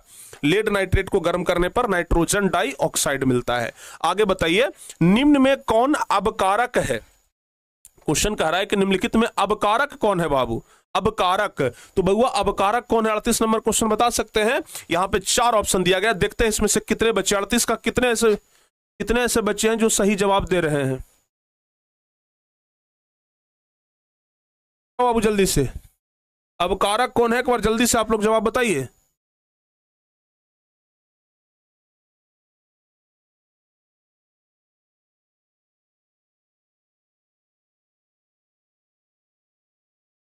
ठीक है ना? निम्नलिखित में कौन अबकारक है? तो अबकारक क्या हो जाएगा? H2S क्या है बाबू? अबकारक है डी नंबर ऑप्शन सही होगा। जो बच्चे डी नंबर ऑप्शन बता रहे हैं ना, उनका जवाब एकदम सही है। डी नंबर ऑप्शन जो बच्चे बता रहे हैं उनका जवाब एकदम सही है। आगे बढ़ते हैं 39 नंबर। ओहो, इसका जवाब कम से कम ना भाई, एकदम दिल से बता रहे हैं। 85% से अधिक बच्चे सही अगर हो तो मन खुश हो जाएगा, दिल खुश हो जाएगा। अगर 85% से ऊपर बच्चे अगर इसका सही बता दिए। करा जठर रस का पीएच मान लगभग कितना होता है? प्यारे बच्चों, हमारा जो पेट है इसमें जठर रस निकलता है। क्वेश्चन पूछ रहा है कि जरा बताइए कि जठर रस का पीएच मान कितना होता है, यही ना क्वेश्चन पूछ रहा है। तो जठर रस का पीएच मान कितना होता है, क्या लिखेंगे? इसका जवाब आप लोग एकदम सही बताइएगा, बड़ा उम्मीद लगाए बैठे हैं आपसे। हैं 1.2? ओहो, क्या बात है, ए नंबर ऑप्शन से। लेकिन बताने वालों का संख्या थोड़ा कम रहा है। हम सोचे थे कि कम से कम 80% से 85% से ऊपर बच्चे सही बताएंगे, लेकिन सिर्फ 52-53% बच्चे ही सही बताए हैं। जठर रस का पीएच मान होता है 1.2। 39 का ए ऑप्शन सही होगा। जठर रस का पीएच मान 1.2 होता है। 39 का ए नंबर ऑप्शन सही जवाब होगा। आगे बढ़ते हैं 40 नंबर क्वेश्चन। क्या कह रहा है? कह रहा है कि पीतल किसका उदाहरण है? पीतल बाबू, जल्दी से 40 नंबर बताइए ना। पीतल, तो पी से हो गया पिताजी, पी से हो गया पिताजी, पिताजी। तो पीतल जो है वो तांबा और जिंक, जिंक यानी जस्ता बोल सकते हैं। तो क्या है? मिश्र धातु है। पीतल तो बहुआ मिश्र धातु है ना, तो तांबा और जस्ता का क्या है? मिश्र धातु है। तो पीतल एक मिश्र धातु। 40 का सी नंबर ऑप्शन सही होगा। जो बच्चे 40 का सी बता रहे हैं बिल्कुल सही है भाई। जैसे ही पीतल के बारे में सवाल आ जाए सीधे बताइए कि पीतल क्या है? एक मिश्र धातु है। आगे बढ़ते हैं 41 नंबर। निम्नलिखित में किस धातु पर वायु का प्रभाव नहीं पड़ता है?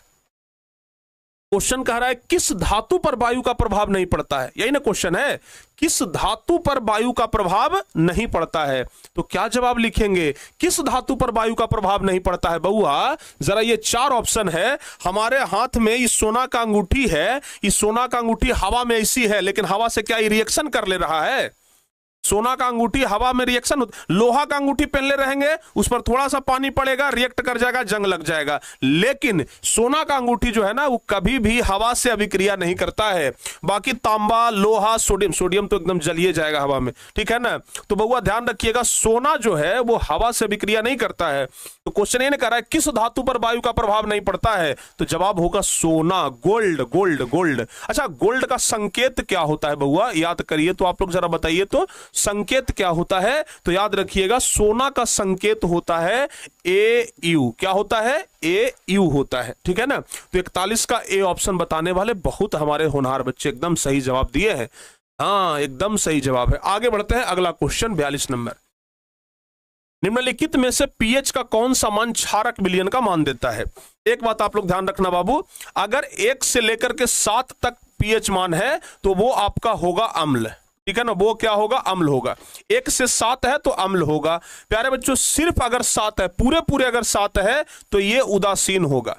अगर पूरे पूरे 7 है तो ये उदासीन होगा। और अगर 7 से 14 है, अगर 7 से 14 है तो ये क्या होगा? ये होगा भस्म। क्या होगा बाबू? भस्म होगा। तो कह रहा है कि पीएच का कौन सा मान क्षारक, तो क्षारक किसी को तो बोलते हैं, इसी को तो हम भस्म को ही क्षारक बोलते हैं। तो 7 से 14, तो 7 से 14 के बीच में कौन है बाबू? डी ऑप्शन है ना। तो 42 का डी ऑप्शन। 65%, इसमें भी मात्र 70% बच्चे सही जवाब दिए हैं। बताओ दुख होगा कि नहीं होगा? हैं? अरे दिल पे चलाई छुरिया, आप लोग तो दिल पे छुरी चला देते हैं जी, इतना आसान क्वेश्चन में जवाब गलत देते हैं। 42 का डी नंबर ऑप्शन सही जवाब हो जाएगा। आगे बताइए, वर्ग एक के तत्व क्या कहलाते हैं? 44 नंबर का पोल लगाना जी, इसका छोड़ दो। इसका जवाब हम आपको बताते हैं कि बहुआ वर्ग एक का जो तत्व है वो क्या कहलाता है। कोई बच्चे बता सकते हैं क्या?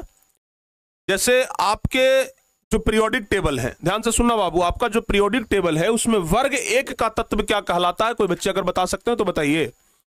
वर्ग एक का तत्व क्या कहलाता है? अगर कोई भी बच्चे अगर बता सकते हैं तो बताइए। इसका हम पोल नहीं दे रहे हैं, बस आप लोग ऐसे ही बता दीजिए।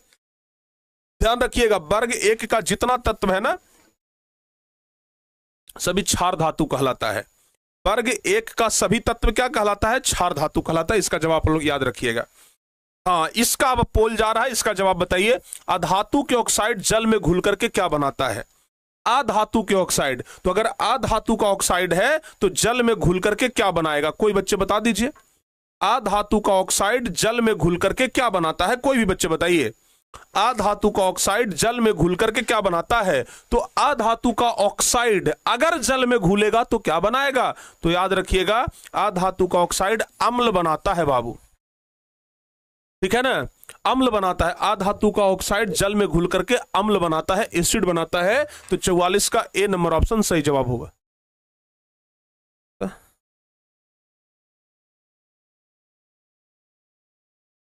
बाबू ध्यान रखिएगा।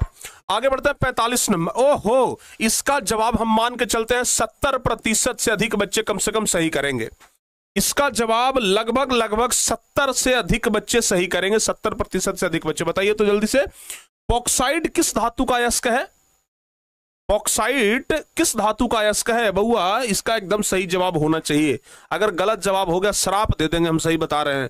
बॉक्साइट निम्नलिखित में किस धातु का अयस्क है? जरा बता दो जल्दी से। केवल 41 दिन बचा हुआ है, बहुत बढ़िया।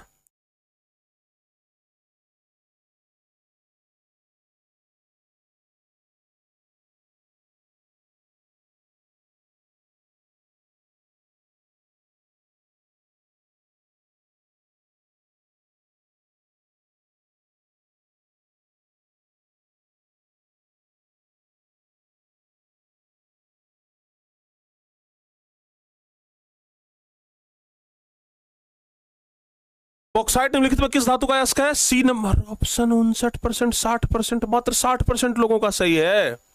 ए सुनो बाबू, गोलू आई लव यू चांदनी। ए गोलू, अरे चांदनी चांद में होती है भाई, सितारों में नहीं। चांदनी चांद में होती है, सितारों में नहीं। मोहब्बत एक से होती है, हजारों से नहीं। ठीक है ना गोलू? ए गोलू, ये काहे चांदनी के फेर में पड़ल हो? हैं, इधर ध्यान दो ना। अरे इससे ज्यादा चमकेगी थोड़ी है ना।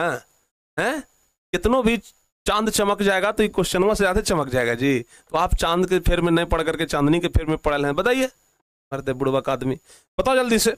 बॉक्साइट निम्नलिखित में किस धातु का अयस्क है? 45 नंबर क्वेश्चन। कौन सा जवाब सही होगा? तो ध्यान रखिएगा, बॉक्साइट जो है ना बाबू एल्युमिनियम का अयस्क होता है। 45 का सी ऑप्शन सही होगा। 45 का सी नंबर ऑप्शन बहुआ ध्यान रखिएगा, सही है ना, एल्युमिनियम का अयस्क होता है बॉक्साइट। आगे बढ़ते हैं बहुआ 46 नंबर। एथेनॉल सोडियम से विक्रिया करके कौन सा गैस बनाता है? थोड़ा सा क्वेश्चन लेवल वाला है, अगर आप लोगों को नहीं पता तो हम बता देते हैं। 47 नंबर का पोल लगा देना डायरेक्ट भाई।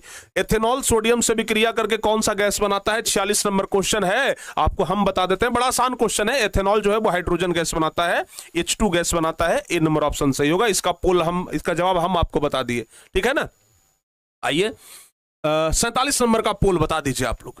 सोडियम जिंकेट का रासायनिक सूत्र, बउआ जल्दी से आप लोग जवाब बताइए।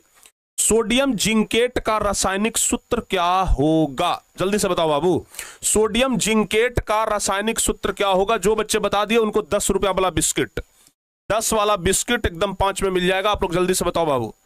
जो बच्चे इस क्वेश्चन का जवाब बता दिए ना, 10 वाला बिस्कुट 5 रुपया में हम दिलवा देंगे। जल्दी से बताइए, सोडियम जिंकेट का रासायनिक सूत्र क्या होगा? Na2ZNO2 बता रहे हैं क्या? B C D कौन सा? ए तो ना होगा जी, B भी ना होगा, C भी ना होगा, Na2ZNO2 होगा। डी ऑप्शन सही होगा। तो जो बच्चे डी बता रहे थे उनका सही है, लेकिन बताइए नहीं आप लोग डी नंबर ऑप्शन है। तो 47 का ना डी ऑप्शन याद रखिएगा। आगे बढ़ते हैं बाबू 48 नंबर। अक्रिय तत्व कौन है? अक्रिय तत्व कौन है? जल्दी से बता दीजिए। कार्बन, कार्बन तो अक्रिय तत्व नहीं है। बाकी को देख लीजिए, ठीक है ना। अक्रिय तत्व कौन है? 48 नंबर क्वेश्चन। तो याद रखिएगा, He क्या है भाई? इससे जान पहचान है आपको? ई है हीलियम। क्या है बाबू? ये है हीलियम। और हीलियम क्या है? अक्रिय तत्व ही तो है। हीलियम जो है वो अक्रिय तत्व ही तो है बाबू। तो यहां पर 48 का बी नंबर ऑप्शन। कितने बच्चे थे, कितने आदमी हैं जी, कितने आदमी थे जो सही जवाब दे रहे थे? ठीक है ना। हाँ चलिए, तो अक्रिय तत्व बी ऑप्शन होगा। आगे बढ़ते हैं। सिरका में निम्न में कौन सा अम्ल पाया जाता है? सिरका में कौन सा अम्ल पाया जाता है, बता सकते हैं आप लोग? 49वां नंबर क्वेश्चन। सिरका में कौन सा अम्ल पाया जाता है? सिरका, नींबू, टमाटर, ये सब ध्यान रखिएगा। चींटी, बिढ़नी, बिच्छा, इस सब में कौन अम्ल होता है? ये सब ना आप लोग पहले से याद रखिएगा। तो सिरका पूछ रहा है आपसे, तो बताइए सिरका में 49वां नंबर क्वेश्चन जवाब क्या होगा बाबू? बताइए ना। 10 वाला बिस्किट का पैकेट कितने का है यार? 5 में है, ये 5 का है। 5 में दिवाल देंगे तो जल्दी से जवाब तो बताइए। सिरका में निम्न में कौन सा अम्ल पाया जाता है? जवाब कौन सा दे रहे हैं? 48 गलत है सर, सोना होगा। तो 48 कम लगाए हैं कौन वाला? अक्रिय, सोना अक्रिय तत्व है? कहां पढ़े हैं, किस किताब में पढ़े हैं कि सोना अक्रिय तत्व है? चलिए आगे बढ़ते हैं। सिरका में निम्न में कौन सा अम्ल पाया जाता है बाबू? 49। जवाब क्या होगा? जवाब होगा एसिटिक अम्ल। डी ऑप्शन सही जवाब। बहुआ ध्यान रखिएगा, डी नंबर ऑप्शन। जो बच्चे भी डी ऑप्शन बता रहे होंगे ना, उनका जवाब जो है वो एकदम सही है। हाँ, डी ऑप्शन बता रहे हैं बाबू तो एकदम जवाब सही है। क्लियर? चलिए बहुत बढ़िया जी, आगे बढ़ते हैं। अगला नंबर क्वेश्चन बता दीजिए। ओहो, सीएनजी का फुल फॉर्म पूछ रहा है। सीएनजी का पूरा नाम आपसे पूछा जा रहा है। सीएनजी का फुल फॉर्म क्या होगा? सीएनजी का पूरा नाम बताइए दिए। इसको तो हम लोग अंग्रेजी में बोलते हैं कंप्रेस्ड नेचुरल गैस, ठीक है ना। Compressed natural gas. और कंप्रेस्ड नेचुरल गैस, कंप्रेस्ड को बोलते हैं संपीड़ित, नेचुरल को बोलते हैं प्राकृतिक, और गैस मतलब हो गया गैस, यानी कि संपीड़ित प्राकृतिक गैस। तो सीएनजी का पूरा नाम होता है कंप्रेस्ड नेचुरल गैस, यानी संपीड़ित प्राकृतिक गैस। 50 का बी ऑप्शन सही होगा। 50 का बी ऑप्शन, संपीड़ित प्राकृतिक गैस। बताओ भाई जल्दी से। ओ कुमकुम, जल्दी से बता दो इधर भाई। सीएनजी का पूरा नाम संपीड़ित प्राकृतिक गैस। 50 का बी नंबर ऑप्शन सही जवाब। क्लियर है? आगे बढ़ते हैं। 51 नंबर। निम्नलिखित में कौन सहसंयोजी यौगिक है? सहसंयोजी यौगिक, कोवैलेंट कंपाउंड कौन है? तो निम्नलिखित में कौन सहसंयोजी यौगिक है भाई? तो बाबू जरा ध्यान से सुनो ना। सहसंयोजी पूछा है ना, तो कार्बन क्या है? कार्बन क्या है? CH4 क्या है बाबू? ये तो सहसंयोजी यौगिक ही है ना। क्या है? कार्बन क्या है? सहसंयोजी यौगिक है। बाकी NaCl ये सब जो देख रहे हैं, ये सब आयनिक यौगिक है। इलेक्ट्रॉन क्या करता है? इलेक्ट्रॉन देता है, इलेक्ट्रॉन लेता है, इलेक्ट्रॉन का लेन देन होता है, लेकिन यहां पर पार्टनरशिप होता है, ठीक है ना। तो बउआ CH4 क्या है? सहसंयोजिक यौगिक है। इस प्रकार का स्ट्रक्चर होता है। तो जवाब हमारा 51 का ए नंबर ऑप्शन सही होगा। ध्यान रखिएगा। चलो आगे बढ़ते हैं। 52 नंबर। मानव में बुद्धि और चतुराई का केंद्र। अब बायोलॉजी वाला क्वेश्चन घुस गया है। बताइए हमारे दिमाग में बुद्धि चतुराई का केंद्र कौन सा है? सेरिब्रम है, सेरिबेलम है, स्पाइनल कॉर्ड है, हाइपोथैलेमस है, कौन सा है? हमारे दिमाग में अलग अलग भाग होते हैं, आपको बताए थे ना, अग्र मस्तिष्क, मध्य मस्तिष्क, पश्च मस्तिष्क, सेरिब्रम, सेरिबेलम है। तो बताइए कि बुद्धि और चतुराई का केंद्र कौन सा है? 52 नंबर क्वेश्चन। देखते हैं इतना भी बुद्धि है कि नहीं है। इतना भी बुद्धि नहीं है कि आप अपने बुद्धि को पहचान सकें कि भाई हमारे दिमाग में बुद्धि कहां पर है। याद रखिएगा, आपके दिमाग में जो बुद्धि है ना, वो कहां पर है? सेरिब्रम में है। मानव में बुद्धि और चतुराई का केंद्र कहां है बउआ? सेरिब्रम में है। क्लियर? चलिए जी आगे बढ़ते हैं। आगे बढ़ते हैं। 53 नंबर क्वेश्चन। किशोरावस्था में होने वाले परिवर्तन को क्या कहा जाता है? किसी भी व्यक्ति में किशोरावस्था में जो परिवर्तन होता है, अगर मान लिया जाए कि किसी भी लड़का का या लड़की का उम्र अगर 12 बरस से 14 बरस के बीच है, या फिर उससे ऊपर है, या इससे ऊपर है, तो उसको कहते हैं किशोरावस्था। 12-14 वर्ष से अगर ऊपर का लड़का लड़की हो जाए तो उसको किशोरावस्था में कहते हैं। तो किशोरावस्था में क्या क्या परिवर्तन होता है बाबू? और जो परिवर्तन होता है उसको कहते क्या है? आपको बताए थे ना, किशोरावस्था में अनेक प्रकार के परिवर्तन आपको शरीर में देखने के लिए मिलते हैं, और जो परिवर्तन होता है उसको कहते हैं प्यूबर्टी। क्या बोलते हैं? प्यूबर्टी। याद रखिएगा। याद रहेगा बाबू? किशोरावस्था में होने वाले परिवर्तन को क्या कहते हैं? प्यूबर्टी कहते हैं बउआ। आगे बढ़ते हैं 54 नंबर। कीटों के पंख और चमगादड़ के पंख किस तरह के अंग हैं? कीट के पंख और चमगादड़ के पंख, तो बाबू ध्यान रखिएगा, कीट का पंख और चमगादड़ का पंख किस प्रकार का अंग है आपको पता है? याद रखिएगा, कीट का पंख और चमगादड़ का पंख जो है ना वो समवृत्ति अंग का उदाहरण है। कौन सा अंग है? समवृत्ति अंग। अवशेषी अंग, अगर आपसे कोई पूछ दे कि मानव में अवशेषी अंग कौन है, ये वाला ध्यान रखिएगा, देख करके याद आ गया तो बताइएगा अपेंडिक्स। अपेंडिक्स जो है बाबू, अपेंडिक्स जो है वो क्या है? मानव में अवशेषी अंग होता है, ठीक है ना। लेकिन समवृत्ति अंग कीटों के पंख और चमगादड़ के पंख, ये ध्यान रखिएगा समवृत्ति अंग है। 54 का सी नंबर ऑप्शन आप लोग बता दीजिएगा। चलिए आगे बढ़ते हैं। नेफ्रॉन पाया जाता है, कहां पाया जाता है? नेफ्रॉन कहां पाया जाता है? किडनी में पाया जाता है ना। नेफ्रॉन किडनी में होता है, तो जवाब क्या होगा?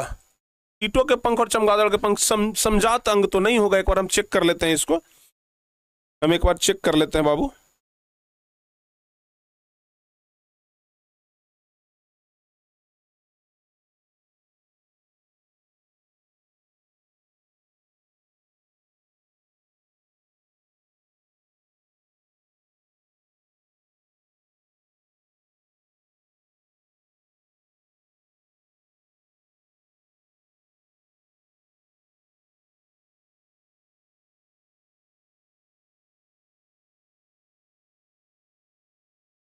समवृत्ति अंग ही होगा, ठीक है ना, समवृत्ति अंग ही होगा, एकदम सही जवाब है ये वाला।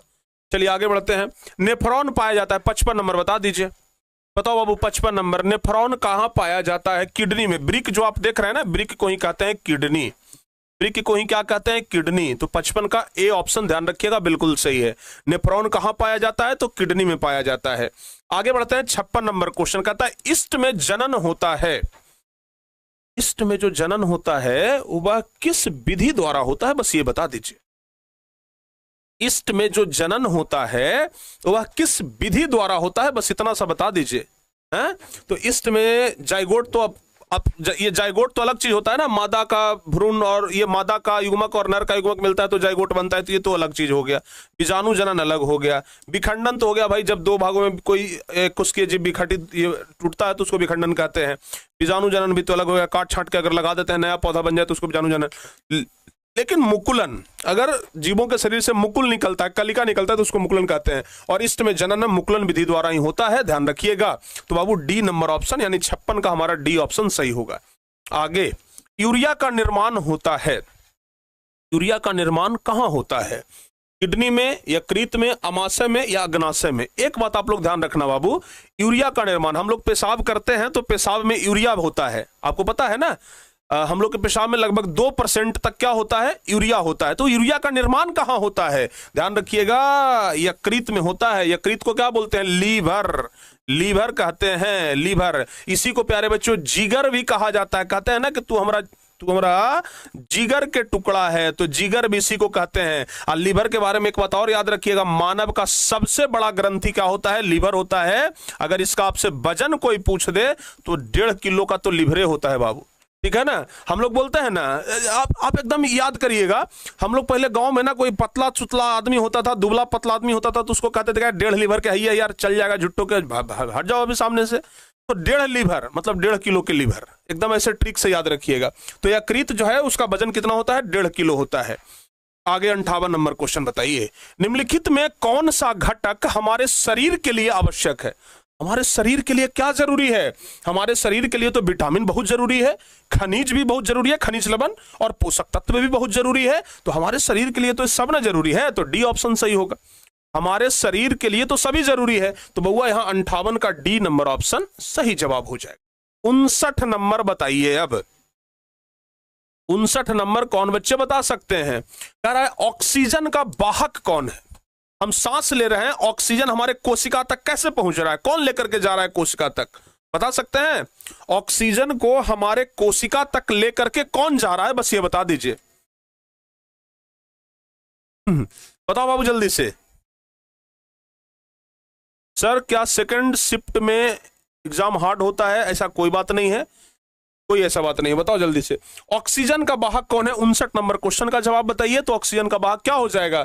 जवाब होगा ऑक्सीजन को लेकर के जाने वाला लाल रक्त कणिका होता है, यानी कि आरबीसी, रेड ब्लड सेल होता है बाबू। क्या होता है? रेड ब्लड सेल, ठीक है ना। इसका फुल फॉर्म आप लोग याद रखिएगा, रेड ब्लड सेल। तो रेड मतलब लाल, ब्लड मतलब रक्त, और सेल मतलब कोशिका। तो लाल रक्त कोशिका आरबीसी, ऑक्सीजन को पहुंचाने का काम रेड ब्लड सेल का ही होता है। आगे बताइए। घटपर्णी पीचर, ये पीचर प्लांट बोलते हैं, एक उदाहरण है। ये नया क्वेश्चन है, इसको हम बता देते हैं, आप लोग अगला क्वेश्चन का जवाब बताइएगा। घटपर्णी जो है प्यारे बच्चों, एक कैसा पौधा जानते हैं? कीट भक्षी पौधा है, यह कीटों को खा जाता है, ठीक है ना।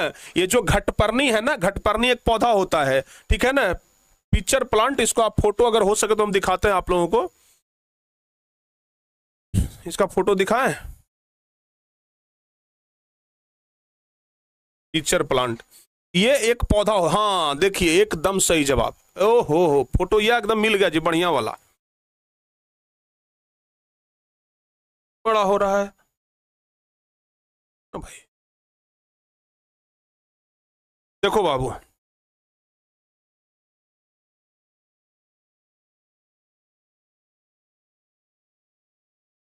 ले भाई, इसको देखिए जरा ध्यान से, इसको मैं जरा ध्यान से देखिए। आप देखिएगा कि ये जो है ना, एक बैग के जैसा है। ऐसा नहीं लग रहा है कि एक बैग है, ऊपर मुंह ऐसे खोले है मतलब है कि नहीं है?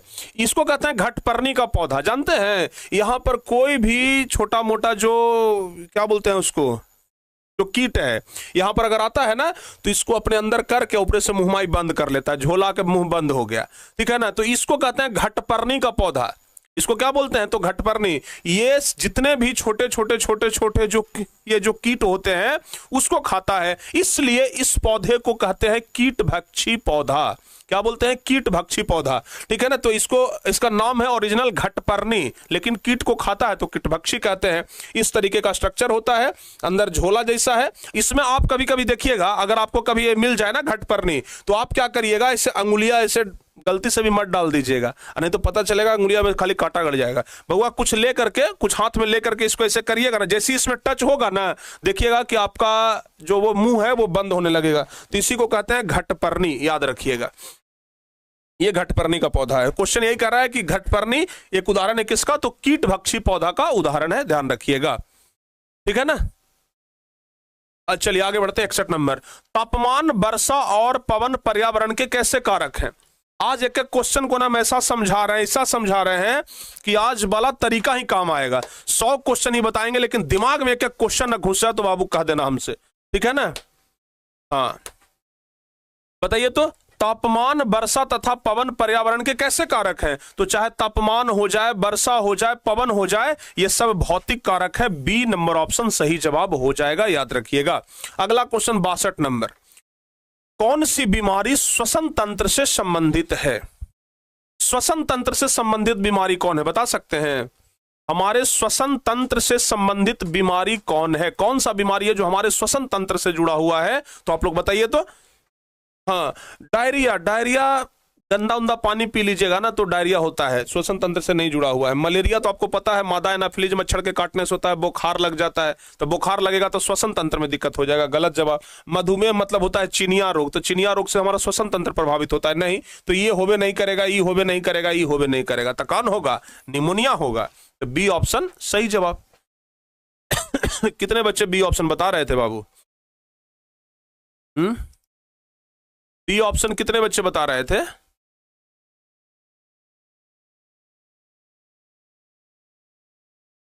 सही है, बी ऑप्शन अगर बता रहे हैं तो बिल्कुल सही है।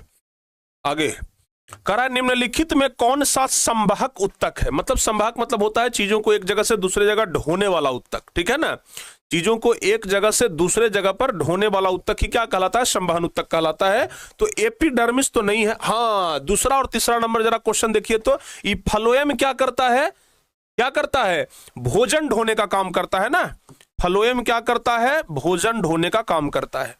फ्लोएम क्या करता है? भोजन ढोने का काम करता है। और ये जाइलम क्या करता है? जाइलम जो है वो जल और खनिज लवण का वहन करता है। जल और खनिज लवण का वहन करता है। तो बउआ ये दोनों, एक भोजन ढोने का काम कर रहा है और एक पानी ढोने का काम कर रहा है, तो ये दोनों क्या कहलाएगा, संवहन उत्तक कहलाएगा। तो सबसे बढ़िया डी ऑप्शन, बी और सी दोनों 63 का डी ऑप्शन हमारा एकदम सही जवाब हो जाएगा। आगे बढ़ते हैं 64 नंबर में, जैव विविधता का विशिष्ट स्थल कौन सा है। क्वेश्चन क्या कह रहा है, जैव विविधता का विशिष्ट स्थल बताइए कौन सा है। जैव विविधता कहां होता है, तो बउआ याद रखिएगा, जितने भी प्रकार के जैव विविधता है, जीव जंतु हैं, वो कहां पर रहते हैं। जीव मतलब जैव विविधता मतलब आप सीधे समझिए कि जीव जंतु, जो जंगली जीव हैं, चाहे कोई भी जीव, कहां रहते हैं। तो फसल क्षेत्र में, कोई भी जीव फसल में रहता है, जैसे बाघ, सियार, नीलगाय, ये सब आकर के आपके मतलब आपके धान के खेत में रहता है, नहीं ना। तो फसल क्षेत्र में तो जैव विविधता नहीं होता है, नहीं होता है सर जी। नदी के किनारा पर रहता है जीव जंतु, जो जंगली जीव है वो कहाँ रहता है, नदी के किनारा पर, ना समुद्र के किनारा पर, ना कहाँ रहता है, जंगल में, वन में। तो जैव विविधता का विशिष्ट स्थल क्या है, वन है ना। तो बहुआ ध्यान रखिएगा, 64 का डी नंबर ऑप्शन सही जवाब हो जाएगा। आगे बताइए, पादप हार्मोन साइटोकाइनिन सहायक होता है। पादप हार्मोन साइटोकाइनिन सहायक होता है, किस चीज में सहायक होता है पादप हार्मोन साइटोकाइनिन। 65 नंबर क्वेश्चन बताओ जल्दी से, साइटोकाइनिन किस चीज में सहायक है। तो याद रखिएगा, साइटोकाइनिन जो होता है बाबू, प्ररोह के अग्रभाग की लंबाई में वृद्धि करेगा। देखो बाबू, सबका ओवरऑल नतीजा देखो, प्ररोह के अग्रभाग की लंबाई मतलब पेड़ पौधे की लंबाई को बढ़ा रहा है। अगर पेड़ पौधे का जो डाली है, ठीक है ना, पेड़ पौधे का जो तना है, अगर वो बढ़ेगा तो पेड़ पौधे का लंबाई बढ़ेगा। प्रकाश की ओर मुड़ना, तो कुल मिलाकर के हम ये कह सकते हैं कि पेड़ पौधों के वृद्धि के लिए साइटोकाइनिन सहायक है। तो जवाब इनमें से सभी कर लीजिए, डी नंबर ऑप्शन सही होगा। पेड़ पौधों में वृद्धि के लिए ये सहायक है, यानी 65 का डी ऑप्शन सही हो जाएगा। आगे बढ़ते हैं 66 नंबर, मस्तिष्क का कौन सा भाग शरीर की स्थिति तथा संतुलन का अनुरक्षण करता है। बताइए, मस्तिष्क का कौन सा भाग शरीर की स्थिति और संतुलन का अनुरक्षण करता है, एक बार बताइए जल्दी से। मस्तिष्क का कौन सा भाग शरीर की स्थिति और संतुलन, हम जब यहां पर खड़ा है तो हमारा शरीर एकदम संतुलन है, लेकिन जानते हैं हमारे शरीर को संतुलन भी दिमाग कर रहा है। अगर दिमाग काम न करे हम गिर जाएंगे यहीं पे। तो हमारे शरीर को संतुलन करने का काम कौन करता है, याद रखिएगा, अनुमस्तिष्क करता है बाबू। कौन करता है, अनुमस्तिष्क करता है। अनुमस्तिष्क मतलब होता है पिछला मस्तिष्क, ये पीछे वाला दिमाग, ठीक है ना। एगो तो होता है आगे वाला दिमाग, एगो होता है बीचे वाला दिमाग, एगो पीछे वाला दिमाग। तो पीछे वाला दिमाग जो है ना, वो क्या करता है, शरीर की स्थिति और संतुलन का अनुरक्षण करता है। आगे बताइए 67 नंबर, प्रयोगशाला में संश्लेषित पहला कार्बनिक यौगिक कौन सा है। याद करिए, आप लोग को हम बताए थे कि बर्जिलियस का एक चेला था जिसका नाम था बोहलर। कार्बन और इसके यौगिक चैप्टर पढ़ा रहे थे तो वहां पर बताए थे ना कि बर्जिलियस का एक चेला था जिसका नाम था बोहलर। सब लोगों को पहले लगता है कि कार्बनिक यौगिक को हम फैक्ट्री में बना ही नहीं सकते हैं। सब लोगों को यही लगता था ना कि हम कार्बनिक यौगिक को फैक्ट्री में नहीं बना सकते हैं, लेकिन बर्जिलियस का चेला जो बोहलर था, उसने ये साबित कर दिया कि ना, हम बना सकते हैं, हम बना सकते हैं। और उसने क्या बनाया, यूरिया बनाया प्यारे बच्चों, NH2CO NH2, इसी को कहते हैं यूरिया। तो बर्जिलियस का चेला बोहलर ने प्रयोगशाला में यूरिया बना करके ये साबित कर दिया कि नहीं, हम बना सकते हैं। समझ में आया, यूरिया बनाया था। तो इसको आप लोग ध्यान रखिएगा। चलिए आगे बढ़ते हैं 68 नंबर, प्रकृति में ऑक्सीजन का संतुलन कैसे बना रहता है। प्रकृति में ये जो पूरा वातावरण है, इसमें ऑक्सीजन का संतुलन कैसे बना रहता है। तो याद रखिएगा, प्रकाश संश्लेषण के कारण ही प्रकृति में ऑक्सीजन का संतुलन रहता है। प्रकाश संश्लेषण के कारण, चूंकि प्रकाश संश्लेषण में क्या होता है, पेड़ पौधे कार्बन डाइऑक्साइड लेते हैं और ऑक्सीजन गैस छोड़ते हैं। उस ऑक्सीजन गैस को हम लोग लेते हैं और कार्बन डाइऑक्साइड छोड़ते हैं। तो प्रकृति में ऑक्सीजन का जो संतुलन है वो प्रकाश संश्लेषण क्रिया के द्वारा ही बना हुआ है।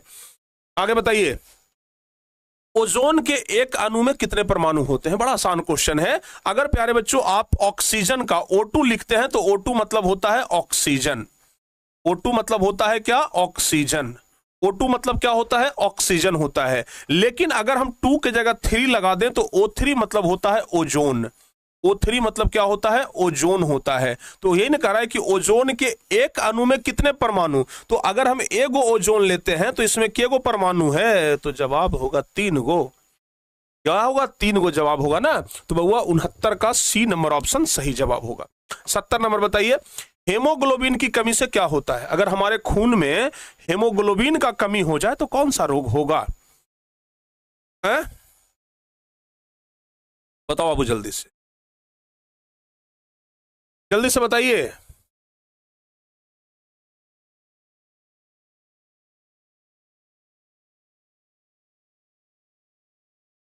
हेमोग्लोबिन, अगर आपके खून में हेमोग्लोबिन का कमी हो जाए तो कौन सा रोग होगा? एक बात पता है आप लोगों को, हेमोग्लोबिन का अगर कमी हो जाए प्यारे बच्चों तो एनीमिया रोग होता है। 70 का ए ऑप्शन सही जवाब होगा, ठीक है ना? 70 का ए नंबर ऑप्शन ध्यान रखिएगा। हेमोग्लोबिन की कमी से क्या होता है? एनीमिया होता है। 70 का ए नंबर ऑप्शन ध्यान रखिएगा। 71 नंबर बढ़ते हैं। रेजिन और गोंद कहां संचित रहता है? रेजिन और गोंद, तो चूंकि रेजिन और गोंद ये सब पेड़ पौधों का उत्सर्जी पदार्थ है बाबू, पेड़ पौधे का उत्सर्जी पदार्थ है रेजिन और गोंद। तो रेजिन और गोंद जो है वो कहां रहता है? तो याद रखिएगा, ये जमा रहता है पुराने जाइलम में। रेजिन और गोंद पुराने जाइलम में रहता है। आगे बता दीजिए, निम्नलिखित में से किसे रक्त बैंक के नाम से जाना जाता है? रक्त बैंक के नाम से मतलब ब्लड बैंक। ब्लड बैंक ना, हमारे शरीर में यकृत तो ब्लड बैंक नहीं है जी, पलीहा होता है, ध्यान रखिएगा, पलीहा। पलीहा को हम लोग क्या कहते हैं? ब्लड बैंक कहते हैं। समझ में आ गया ना? पलीहा को क्या कहते हैं? पलीहा को क्या कहते हैं? ब्लड बैंक कहते हैं, याद रहेगा। पलीहा को क्या कहते हैं? Blood bank. तो बउआ 72 का बी ऑप्शन ध्यान रखिएगा। ब्लड बैंक किसे कहते हैं? पलीहा को कहते हैं, ठीक है ना? आगे, हृदय के बेस्मों का शिथिलन क्या कहलाता है? हृदय में बाबू 4 गो बेस्म होते हैं, 2 गो आलिंद होता है और 2 गो निलय होता है, ये बात आपको पता होगा। तो क्वेश्चन कह रहा है कि हृदय का जो बेस्म है उसका शिथिलन क्या कहलाता है? सिस्टोल, डायस्टोल, हृदय संकुचन या फिर तालबद्ध संकुचन, क्या कहलाता है? एक बार जल्दी से जवाब आप लोग बता दीजिए। आप लोग क्या बोलते हैं? ब्लड, हाँ, बीपी चेक करवाते हैं, ब्लड प्रेशर चेक करवाते हैं, तो उसमें एक होता है सिस्टोल और एक होता है डायस्टोल। जैसे आप लोग बीपी जब चेक करवाते हैं तो 120/80 बीपी होना चाहिए बाबू। बीपी कितना होना चाहिए? ब्लड प्रेशर कितना होना चाहिए? 120/80। तो ये जो 120 है ये सिस्टोल है, 80 क्या है? डायस्टोल है। तो हृदय के बेस्मों का शिथिलन डायस्टोल ही कहलाता है। 73 का बी ऑप्शन आप लोग ध्यान रखिएगा। जो भी बच्चे 73 का बी बता रहे हैं बिल्कुल सही जवाब हो जाएगा। कुछ बच्चे कमेंट कर रहे हैं, क्या कमेंट कर रहे हैं पता है? ऐसे कमेंट कर रहे हैं कि सर ये लाइव क्लास नहीं है, तब का है तो लव क्लास है। अरे भाई, तुम पहले ये समझो कि जो बच्चे इस प्रकार की हरकत कर रहे हैं हम उन पर ध्यान नहीं दे रहे हैं। ऐसा नहीं है कि हम उनको चाहे तो ब्लॉक नहीं कर सकते हैं, हमारे पास पूरा सुविधा है कि हम उनको चाहे तो मिनटों नहीं सेकंडों में ब्लॉक कर दें। लेकिन जानते हैं एग्जाम का टाइम है, जब उस बच्चे को एग्जाम के टाइम में अपने से समझ नहीं है तो हमारे ब्लॉक कर देने से क्या होगा? यही ना होगा कि उनका कमेंट अब आपको दिखाई नहीं देगा, यही ना होगा भाई। उन सबको इग्नोर करिए। देखिए इस दुनिया में बहुत सारी चीजें पॉजिटिव है, उसको देखिए ना। निगेटिव चीजों को काहे देख रहे हैं? निगेटिव चीजों को हमेशा इग्नोर किया जाता है, आप भी इग्नोर करिए, निगेटिव चीजों को मत देखिए। तो हृदय का विस्म है तो ध्यान रखिए, ये सब चीजों को छोड़ दीजिए। हर एक चीज में अपवाद होता है। देखिए ना, इतना सारा धातु है, सबका गुण एक जैसा, लेकिन उसमें एक धातु है जिसका गुण अधातु के जैसा मिलता है। तो अपवाद तो सब जगह होता है। सभी बच्चे एक जैसे लेकिन कुछ बच्चे अलग प्रवृत्ति के, तो अपवाद तो सब जगह मिलता है ना। तो उसको आप लोग छोड़ दीजिए, उसको इग्नोर करिए, अपने पे ध्यान दीजिए। गलत कर रहा है उस पर ध्यान मत दीजिए। आप लोग ये तो नहीं देख रहे हैं कि यहाँ कितने लगभग 12,800 बच्चे अभी लाइव क्लास में जुड़े हुए हैं, 13,000 बच्चे लाइव क्लास में जुड़े हैं, जिसमें से 10 लड़के ऐसे होंगे जो इस प्रकार की हरकत कर रहे होंगे। तो हम उस 10 लड़के को क्यों देखें? हम इस 13,000 को क्यों ना देखें? समझ में आ गया ना? तो उसको इग्नोर कर दीजिए, छोड़ दीजिए, वो सब ना अपवाद में आता है, ठीक है, ध्यान रखिएगा। चलिए आगे बताइए, 74 नंबर, टेस्टोस्टेरोन कहां से स्रावित होता है? जरा ये बता दो बाबू आप लोग, टेस्टोस्टेरोन कहां से स्रावित होता है, जरा बताइए।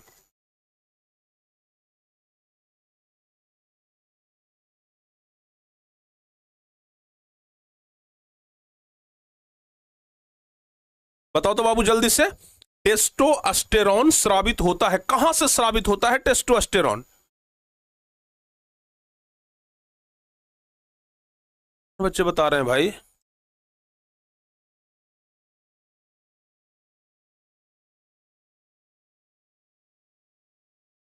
ब्रिसन से होता है ना, बी ऑप्शन दे रहे हैं जवाब, ए ऑप्शन। हाँ ए ऑप्शन बिल्कुल सही है। वृषण से होता है। टेस्टोस्टेरोन का स्राव कहां होता है? वृषण में होता है। ध्यान रखिएगा 74 का ए ऑप्शन सही जवाब हो जाएगा। आगे, हमारे शरीर में विभिन्न जैविक कार्यों का नियंत्रण होता है। हमारे शरीर में विभिन्न जैविक कार्यों का नियंत्रण, प्यारे बच्चों, हमारे शरीर में विभिन्न जैविक कार्यों का नियंत्रण कैसे होता है? तो याद रखिएगा, हमारे शरीर में चाहे तो हार्मोन के द्वारा, नहीं तो तंत्रिका तंत्र के द्वारा। आपको पता है ना, चाहे तो तंत्रिका तंत्र या तो फिर हार्मोन के द्वारा। तो ऐसे लिख लीजिए ना, तंत्रिका एवं रसायन के द्वारा। ये रसायन मतलब क्या हो गया? हार्मोन। रसायन मतलब क्या हो गया बउआ? हार्मोन हो गया। तो हमारे शरीर में विभिन्न जैविक कार्यों का नियंत्रण या तो तंत्रिका तंत्र के द्वारा होता है या तो फिर रसायन के द्वारा। तो 75 का सी ऑप्शन आप लोग याद रखिएगा। आगे बताइए 73, पत्तियों का मुरझाना किस हार्मोन के कारण होता है? देखो बाबू, पेड़ पौधों में कई तरह के हार्मोन होते हैं जिसको पादप हार्मोन कहते हैं, जैसे ऑक्सिन हो गया, जिब्रेलिन्स हो गया, साइटोकाइनिन हो गया, एब्सिसिक एसिड हो गया, एथिलीन हो गया। तो ये 5 को पादप हार्मोन आपको हम बताए थे।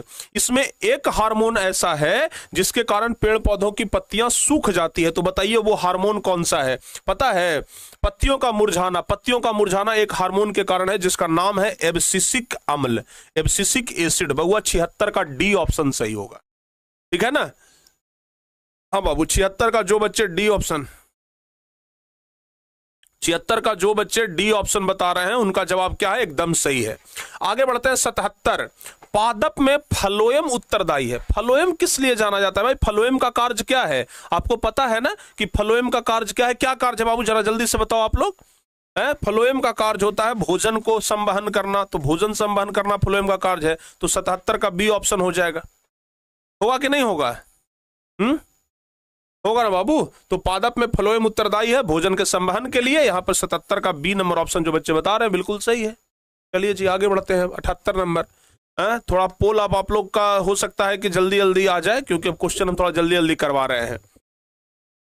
हाँ, 78 नंबर का जरा जवाब बता दीजिए तो आप लोग। 78 नंबर देखते हैं कौन बच्चे सही बता पाते हैं। कह रहा है कि एक वयस्क मनुष्य के कितने दांत होते हैं? कितना दांत होता है बउआ? तो दांत होता है बाबू, आप लोग को पता होगा। दांत के गो होता है? हम तो कभी गिनवे नहीं किए हैं, आप लोग गिने हैं? दांत के गो होता है? याद रखिएगा 32 गो दांत होता है। और ये 4 प्रकार के दांत होते हैं। 32 को दांत होता है और ये दांत कितने प्रकार के होते हैं? 4 प्रकार के होते हैं, ठीक है ना बाबू? तो ध्यान रखिएगा, मोलर, प्रीमोलर, इंसाइजर और केनाइन, ये सब 4 प्रकार के दांत होते हैं। तो कितने दांत? 32 दांत। एकरा में तो कम से कम सबके सही होना चाहिए। देखो इस क्वेश्चन में भी मात्र 86% बच्चों का सही है। समझ सकते हो किस लेवल की तैयारी है बाबू। ध्यान रखिएगा 78 का सी ऑप्शन सही जवाब होगा। जरा ये न पता है कि मुंह में के गो दांत है, समझ रहे हैं ना? है जिसको ये नहीं पता है कि मुंह में के गो दांत है, तो लाइव क्लास को लव क्लास बनाने वाले वही सब होते हैं। एक बात ध्यान रखिएगा, इनको ये भी नहीं पता कि मुंह में दांत के गो है। चलिए आगे बढ़ते हैं 79, निम्नलिखित में नर युग्मक कौन है? नर युग्मक, मादा युग्मक तो आप लोग जानते होंगे। आप लोग को हम कई बार पहले भी बता चुके हैं कि जो नर युग्मक होता है बउआ, याद रखिएगा, जो नर युग्मक होता है उसको क्या कहते हैं? नर युग्मक को हम शुक्राणु कहते हैं। नर युग्मक को क्या कहते हैं? शुक्राणु। और बउआ अगर हम मादा युग्मक की बात करें, मादा युग्मक की बात करें तो मादा युग्मक को क्या बोलते हैं? अंडाणु बोलते हैं, ठीक है ना? तो यहां क्वेश्चन पूछ रहा है कि नर युग्मक कौन है, तो याद रखिएगा कि नर युग्मक शुक्राणु होता है। 79 का ए ऑप्शन। नर युग्मक को शुक्राणु कहा जाता है। आगे बढ़ते हैं, जिब्रेलिन क्या है? ओहो 80 नंबर क्वेश्चन बताइए तो जरा। जिब्रेलिन, जिब्रेलिन क्या है बाबू? क्या जवाब बताइएगा? तो जिब्रेलिन क्या है? 80 का जवाब क्या हो जाएगा? याद रखना होगा कि जिब्रेलिन ऑक्सिन हो गया, जिब्रेलिन हो गया, साइटोकाइनिन हो गया, एब्सिसिक एसिड हो गया, एथिलीन हो गया, ये सब क्या है? पादप हार्मोन है ना? तो याद रखिएगा जिब्रेलिन क्या है? एक प्रकार का हार्मोन है। उसमें भी कैसा हार्मोन है? तो याद रखिएगा पेड़ पौधों में पाया जाने वाला हार्मोन है, जिसको हम लोग क्या कह सकते हैं? पादप हार्मोन कहते हैं, ठीक है? तो जवाब 80 का ए नंबर ऑप्शन सही होगा। आपके परीक्षा में 80 क्वेश्चन ही पूछा जाता है, लेकिन अभी हम लोग 100 क्वेश्चन का प्रैक्टिस कर रहे हैं ना। आगे बढ़ते हैं, तारों के टिमटिमाने का कारण क्या है? 81 नंबर क्वेश्चन बताइए। तारों के टिमटिमाने का कारण क्या है बाबू? 81 नंबर क्वेश्चन। जवाब क्या होगा? तारों के टिमटिमाने का कारण, तारे बहुत दूर में हैं, तारे हमसे बहुत दूर में हैं। वायुमंडलीय परिवर्तन के कारण तारा कभी धुंधला दिखाई पड़ता है, कभी कभी मतलब बहुत चमकता है तो इस टाइप का दिखाई पड़ता है। तो तारों के टिमटिमाने का जो कारण है वो मुख्य कारण है वायुमंडलीय अपवर्तन, यानी कि यहां पे हमारा सी नंबर ऑप्शन सही जवाब हो जाएगा। आगे 82 नंबर, खिलौनों में किस सेल का उपयोग होता है? खिलौना जो होता है बाबू, जो बच्चों को खेलने वाला जो खिलौना होता है उसमें पानी वाला ना बैटरी नहीं होता है। पानी वाला बैटरी होगा बच्चा तो पटक पुटक कर देगा जी, पानी वाला बैटरी में से पानी निकल जाएगा। तो खिलौना में किस सेल का उपयोग होता है? सूखा सेल का। जैसे आप लोग घड़ी का जो बैटरी लगाते हैं, ठीक है ना, आप लोग को हम बता रहे हैं, जैसे एक बैटरी होता है, वो देखो वाला बैटरी जरा, हाँ, जैसे ये वाला बैटरी आप लोग देख लो, ये वाला जो बैटरी होता है, जितना भी खिलौना होता है, खिलौना में आप लोग यही वाला ना बैटरी देखते हैं, खिलौना में आप लोग यही ना बैटरी देखते हैं। और ये बैटरी के अंदर पानी नहीं है, सूखा सेल है, इसके अंदर ये कार्बन पाउडर होता है, तो सूखा सेल है, ध्यान रखिएगा। तो सूखा सेल इसको बोलते हैं। तो बैटरी खिलौना के अंदर क्या होता है बउआ? सूखा सेल होता है। आगे बताइए, ई वाला क्वेश्चन तो एकदम सही है भाई। लेंस की फोकस दूरी वक्रता त्रिज्या में क्या संबंध है? एफ और आर में क्या संबंध है? यही तो पूछ रहा है। तो आपको कई वर्ष पहले से पता है कि एफ बराबर आर बाई 2 होता है। इसी को r बराबर निकालेंगे तो 2f हो जाएगा। तो r बराबर 2f, f बराबर r बाई 2, यहां पर b ऑप्शन में है कि नहीं है? ये तो सबको पता है, सबको सही होना चाहिए, है? बताओ बाबू। तो यहां पर क्या हो जाएगा? लेंस की फोकस दूरी वक्रता त्रिज्या में क्या संबंध है? f बराबर r बाई 2। सही है बाबू? यहां तक सारे बच्चों का क्लियर? ध्यान रखिएगा। आगे बढ़ते हैं, अगला नंबर क्वेश्चन जरा बताइए, 84 नंबर, किस माध्यम का अपवर्तनांक अधिक होता है?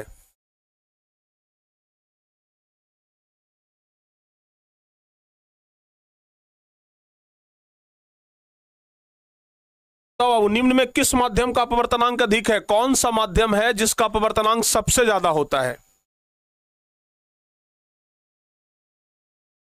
बताइए तो।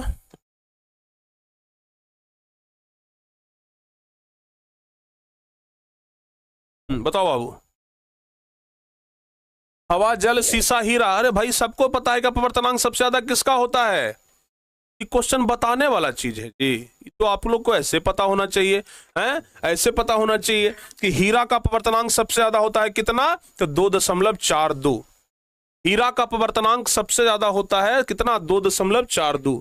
आगे बढ़ते हैं, 85 नंबर बताइए, श्वेत प्रकाश का कौन सा रंग किसी प्रिज्म से गुजरने के बाद सबसे कम झुकता है?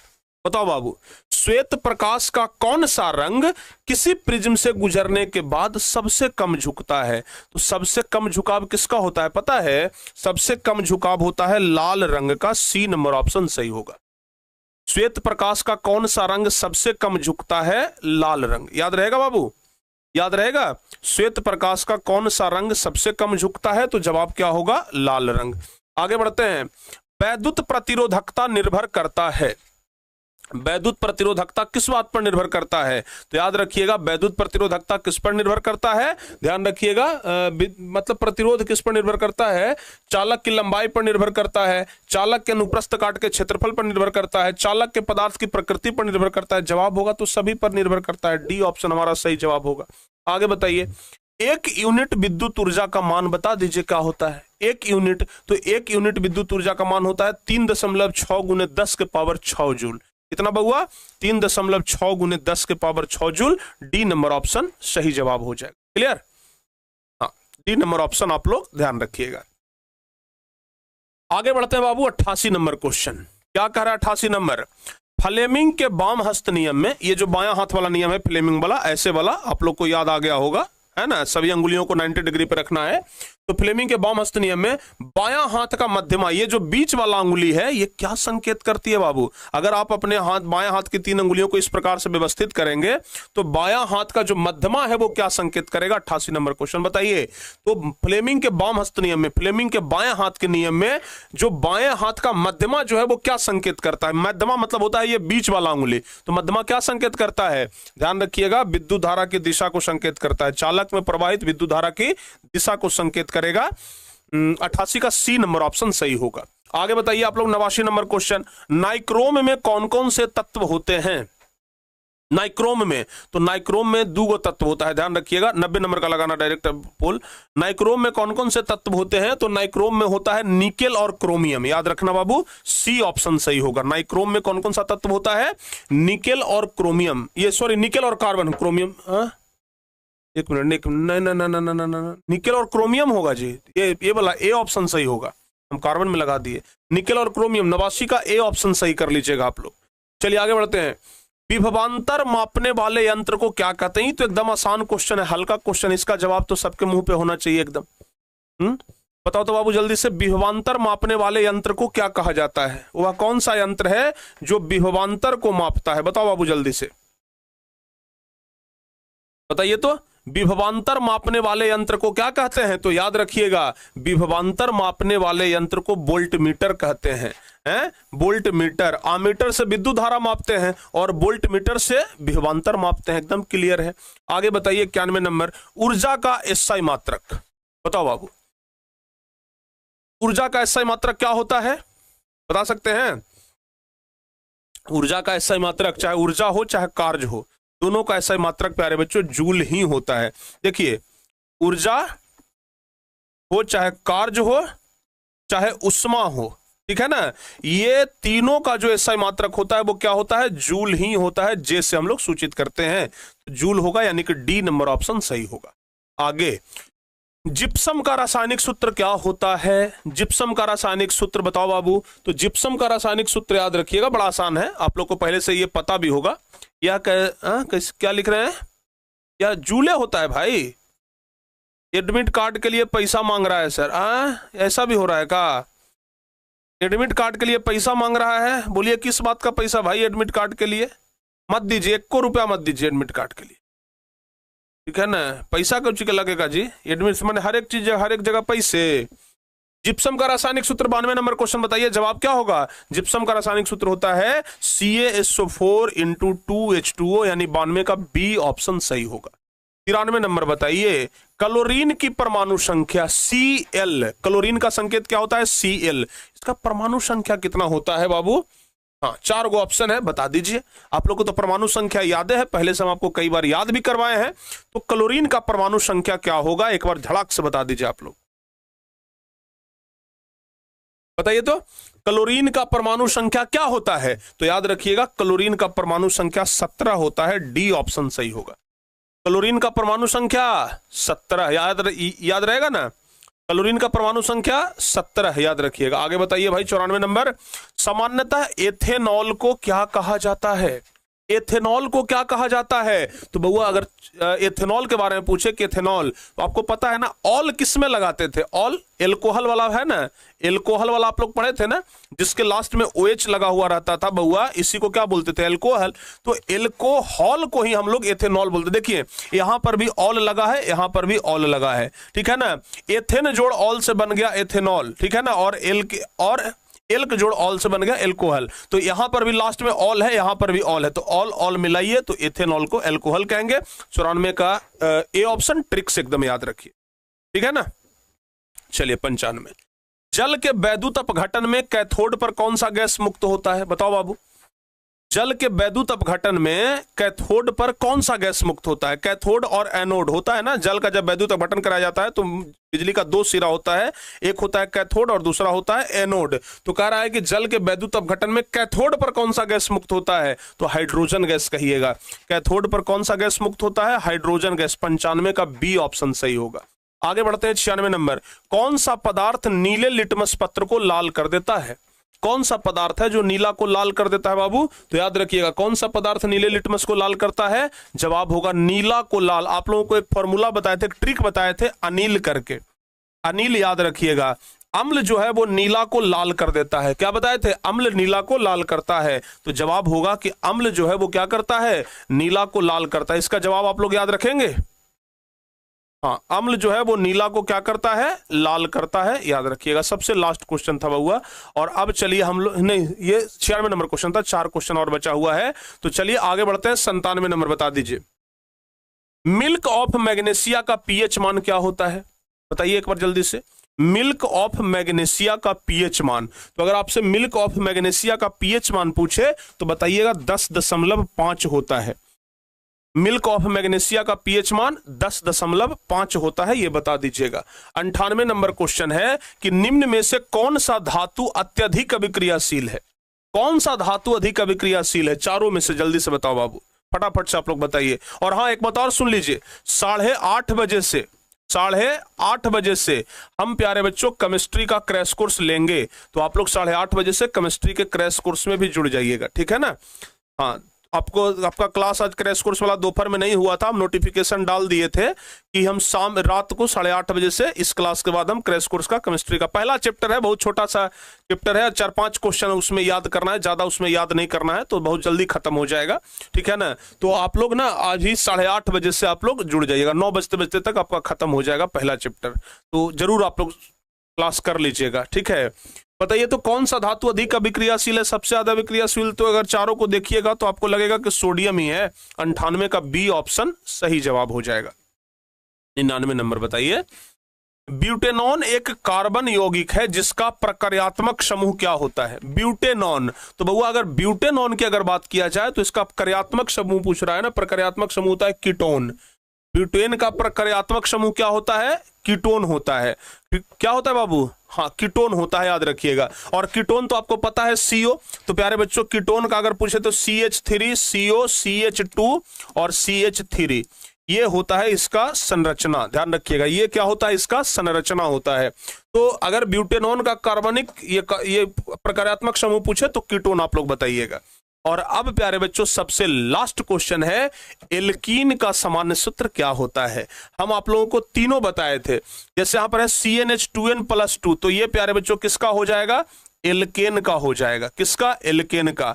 और CnH2n, तो CnH2n किसका होता है? एल्कीन का होता है, यही तो आपसे पूछ रहा है परीक्षा में है। और ये किसका होता है? एल्काइन का होता है। ये किसका होता है? एल्काइन का होता है। तो आपसे क्या पूछ रहा है? एल्कीन का, तो CnH2n हो जाएगा। 100 का बी नंबर ऑप्शन सही होगा, 100 का बी नंबर ऑप्शन आप लोग ध्यान रखिएगा। एल्कीन का सामान्य सूत्र क्या होता है? CnH2n होता है बउआ। यहां पर ना 100 का बी नंबर ऑप्शन आप लोगों का एकदम क्लियर होगा। तो 100 क्वेश्चन बता दिए हैं आप लोगों को हम आज।